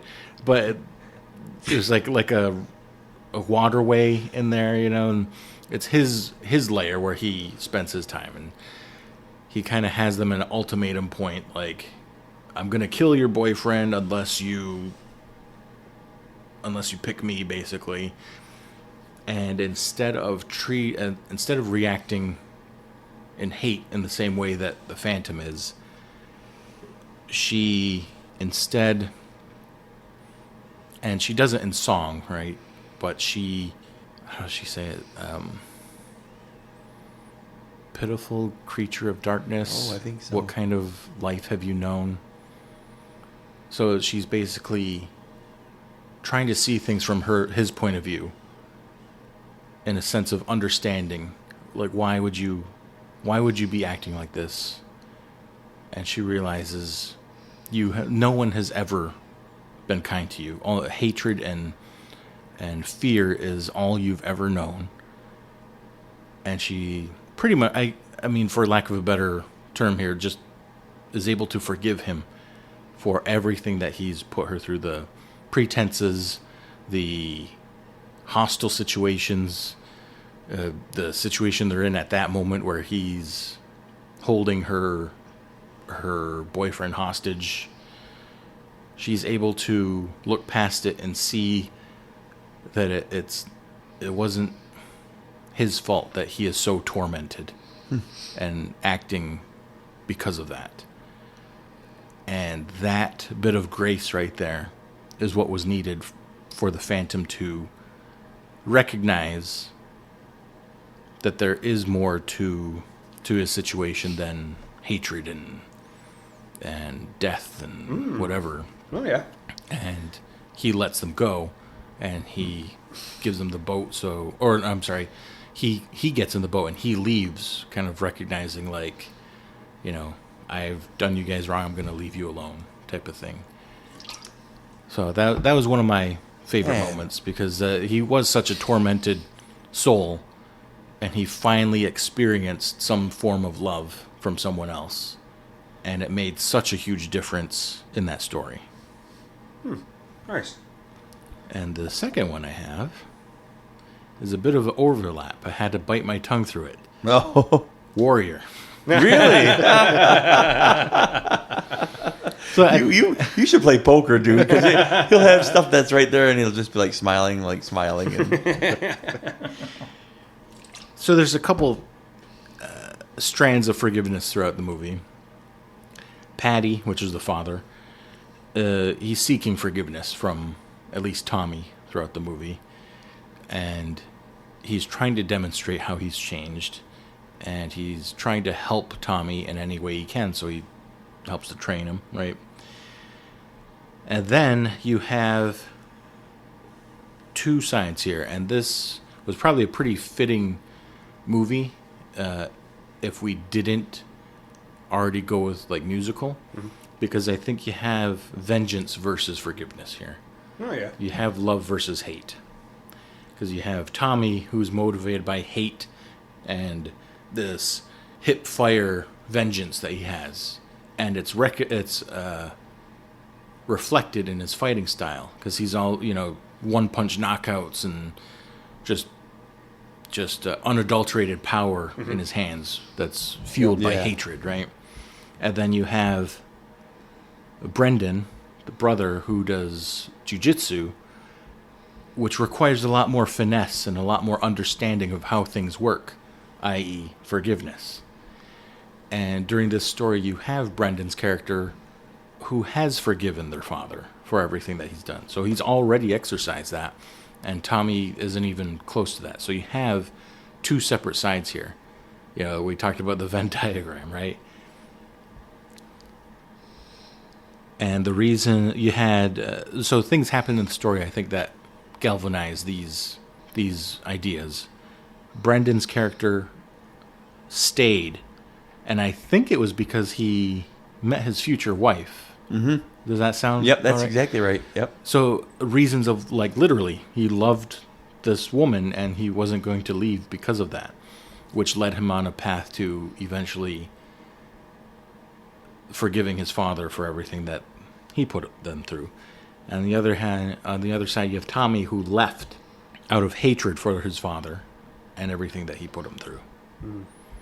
So ultimately, you have this battle of love and hate as your motivators, and which one is going to overcome the other, right? Yeah. And what I love, though, is that the apology that Brendan gives, we talked about being in a compromising position when you are seeking forgiveness throughout this conversation. You know, you're bowing, you're on a knee, you're begging for forgiveness, right? My life is in your, I'm in your mercy right now. But in this one, you have Brendan's character has Tommy in a rear naked choke, and that is when he offers forgiveness, or offers his apology. Yeah. You know, I'm sorry. Yeah. I'm sorry. It was, you know, for leaving, I'm sorry for not leaving with you, for not supporting you, not helping you with mom and all of that stuff. So for him to be in that position and still have the grace to recognize, like, even if Tin Man, you kind of mentioned earlier, I don't know what I did. I can't see. I don't have that lens to know how much that wronged you. But if it did wrong you, I apologize. I am sorry. And so I think you see that there where Man, he that's good. recognized how Tommy was hurt. And that's, he's choking him. And this position of power is when he offers power back to Tommy, basically. I apologize to you. And I think that goes way, way, way beyond the celebrity/athlete apology, where they're like, if I offended anybody, I'm really apologize. It's like this is like the antithesis of an authentic apology, right? You know what I mean? Like they always say, if I offended, sorry if this. Of course, what you did or said offended people, but they put the onus on the person. I'm sorry if what I did offended anybody. Yes, what you did offended. You did offensive things, and then well, if anyone out there. But that's what it is. I'm like, I'm by sorry if anybody was offended by my action. We all were, or you know what I mean. Well, but what Vaz is saying is like, I think it's important to say that it's different. I think maybe it's obvious, but I think I struggle with that because whenever I hear that, I feel like it's like, I'm sorry you feel that. That's way. right. That's it. It's so different than that. Than saying that, because when people do that a lot, it's like, I'm sorry if I offended anybody. That's a non-apology. Right, to me, I go back to my 4 steps. You say it, but you don't.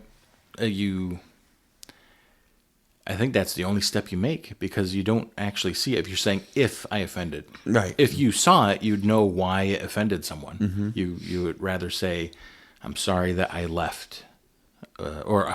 I keep doing that. I'm sorry I didn't leave with you, And in those, quote, fake apologies also, you can't tell if they actually feel it. Right. But you also don't act it if you just say, I'm sorry if my actions offended you. Mm-hmm. And then continue to do whatever you were doing that offended someone. So I think you see all 4 steps acted here. He recognized why Tommy was hurting. He felt it. He said it. And to me, the act, when I say he acted it, it is that integrity I don't have to apologize because I'm tapping you out. Yep. You're either going to go unconscious and I'm going to win, or you're going to tap out and I win. So it's this position of power that he has the integrity, and that's why I say it lines up with you act it. He has the integrity to take that moment and apologize. Man, such a good movie. So those are my 2 favorite movies with forgiveness. I like it. We did some good work here. Yeah, nice. But wait. Oh no. There's more. Oh boy. I think I already put this in the outline, but go ahead and dig me. Your All right, here we go. I got the last one. I'm not ready. Excuse me. All right. Okay. I'm gonna listen to how that sounds in post because it sounds like it was like bing. My liquid deaths, they keep coming back for me. That is my chair. Yes, the chair. The cough earlier was covering up the fart, but the chair is making its own noise. That's a Scary Movie 3 reference, by the way. Do you remember that or no? Queen Latifah was the Oracle from The Matrix. Yeah. And Anna Faris's character sits down and like her chair squeaks, and she's like, "Oh, there's the chair." And Queen Latifah's like, Yes, the chair.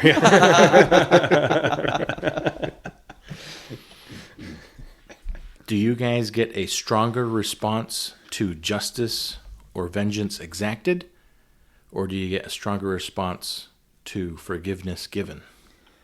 I should specify in movies. But My vengeance in real life. right. I would have said maybe hours ago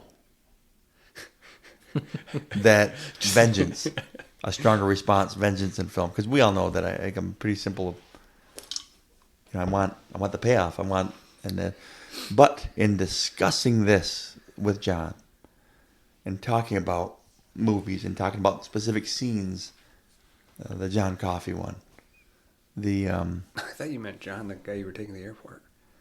oh, that's the guy I'm talking about. I was discussing. Oh, you were talking about that. Yeah. And then, but like about John Coffey from the Green Mile, and then Mr. Rogers and Warrior, and the one that got me was The Shack. Like, all those instances hit me harder than any of those vengeance moments in movies that are my best payoff movies. You know, I was even in talking about them, I was having a tough time, like, because it was just so moving to me to see forgiveness happen, like best it can be happening on screen.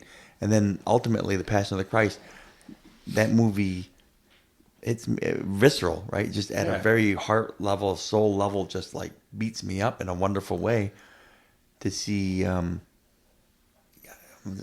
what's so amazing about grace.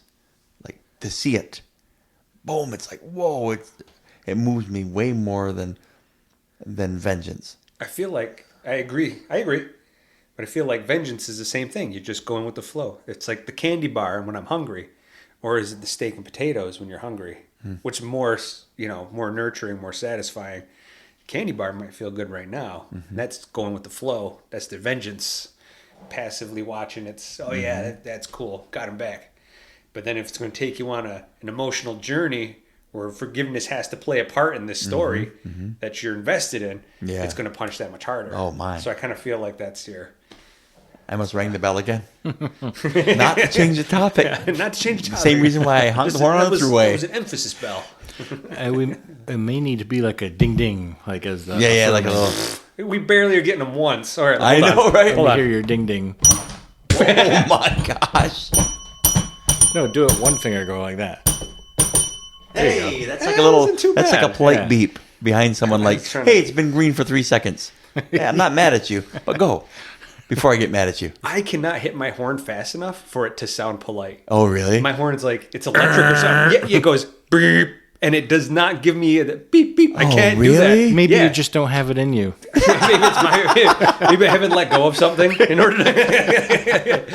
Maybe you're holding on to some resentment or whatever. Why can't you honk your horn at it? Yeah, like foreign car, huh? Yeah. I saw you cutting your grass the one day. I drove by and I went to honk and it was just like beep. I'm like, that just sounds mean. And I'm trying to wave like this now so it looks polite. Like that. He's got a fist. He's shaking a fist at me. What'd I do? I'm like trying to apologize to my grandma because I'm like, hey, beep, beep, beep. I'm like, I can't hit it fast enough. Like the old horn, I used to just be able to go like that. Yeah, Just go beep, beep, like that. Beep. Yep. Nope. There should be a friendly button on your horn. That's what I need. I need a friendly, like a small friendly button. So I could beep, beep. just goes beep, or something stupid. So I echo your sentiments though about this idea here. I feel like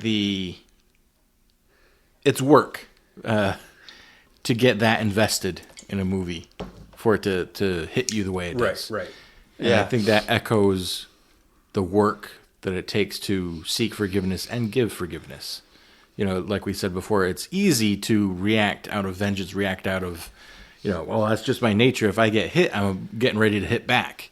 Instead of saying, you get hit and you think, well, what did I do? Well, being able to take a step back and assess the situation, see if you deserved it. Yeah, right. More often than not, yes. I totally deserved it. So forgiveness is earned, and the reward you get in those types of movies, I think, is also earned because, like I said, it requires investment in the story, the characters, the plot, to be able to get that deep of a reaction. And I think general audiences perhaps are only looking for the entertainment and not able or willing to immerse themselves for that payoff of forgiveness. Yeah, the willing, I think, is a huge part. Mm-hmm. I feel like if it's a good enough movie, it keeps you entertained throughout it while you're going through the journey. Mm-hmm. But I do think that too.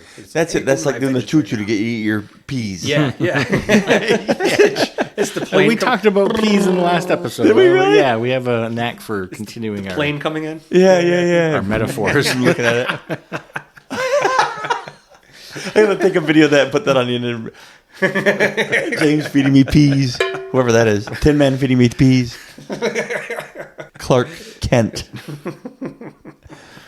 Yeah, but I feel like we may have this thought that the general audience has a stronger response to vengeance and justice exacted. And I think that's just because of, it could be sheer quantity that we see those types of movies where it's the story about vengeance and revenge and justice and, the heroes fighting for justice type of thing. Mm-hmm. And I think that we may not get a whole lot of those types of movies that speak to forgiveness. So it may just be an instance of exposure to the movies that it's true. I think that the general audience... Certainly the feedback we get would speak to a group of people who appreciate forgiveness and grace a lot more than vengeance and even justice. And folks, this is on you. You give us that feedback. This is on you, folks. Faithfully give us feedback here and there. And it's really cool to kind of compare how you see it, all these things. Mm-hmm. Especially now, more than the last 2 seasons and a half. Right now is like real cool to get feedback about like what people feel about vengeance, justice, and I can't wait to hear what people say about forgiveness, because you've seen us deeper, 3 people with very... yeah. I like Vaz's 4 points. There's 4 points of forgiveness. I'm like, doggone it, I can do 3 at best. I feel like the Pawn Stars? Best I can give you is 3. Yeah, that's the best I can give you. Best I can do is say it. Yeah. Best I can do is say it. Get a t-shirt. Best I can do is 3. I can barely say it. I'm sorry, I guess. Yeah, sorry, I guess. If I offended you. Yeah, if I offended you. I'm sorry that you were offended so easily. I'm sorry you're so thin-skinned over there. Well, isn't that what people do, though? People do that, and I think people do that to me to just tick me off sometimes. I'm sorry you're so sensitive. I'm sorry you feel that you way. just made it way worse. Yeah. Per my last email. What was this?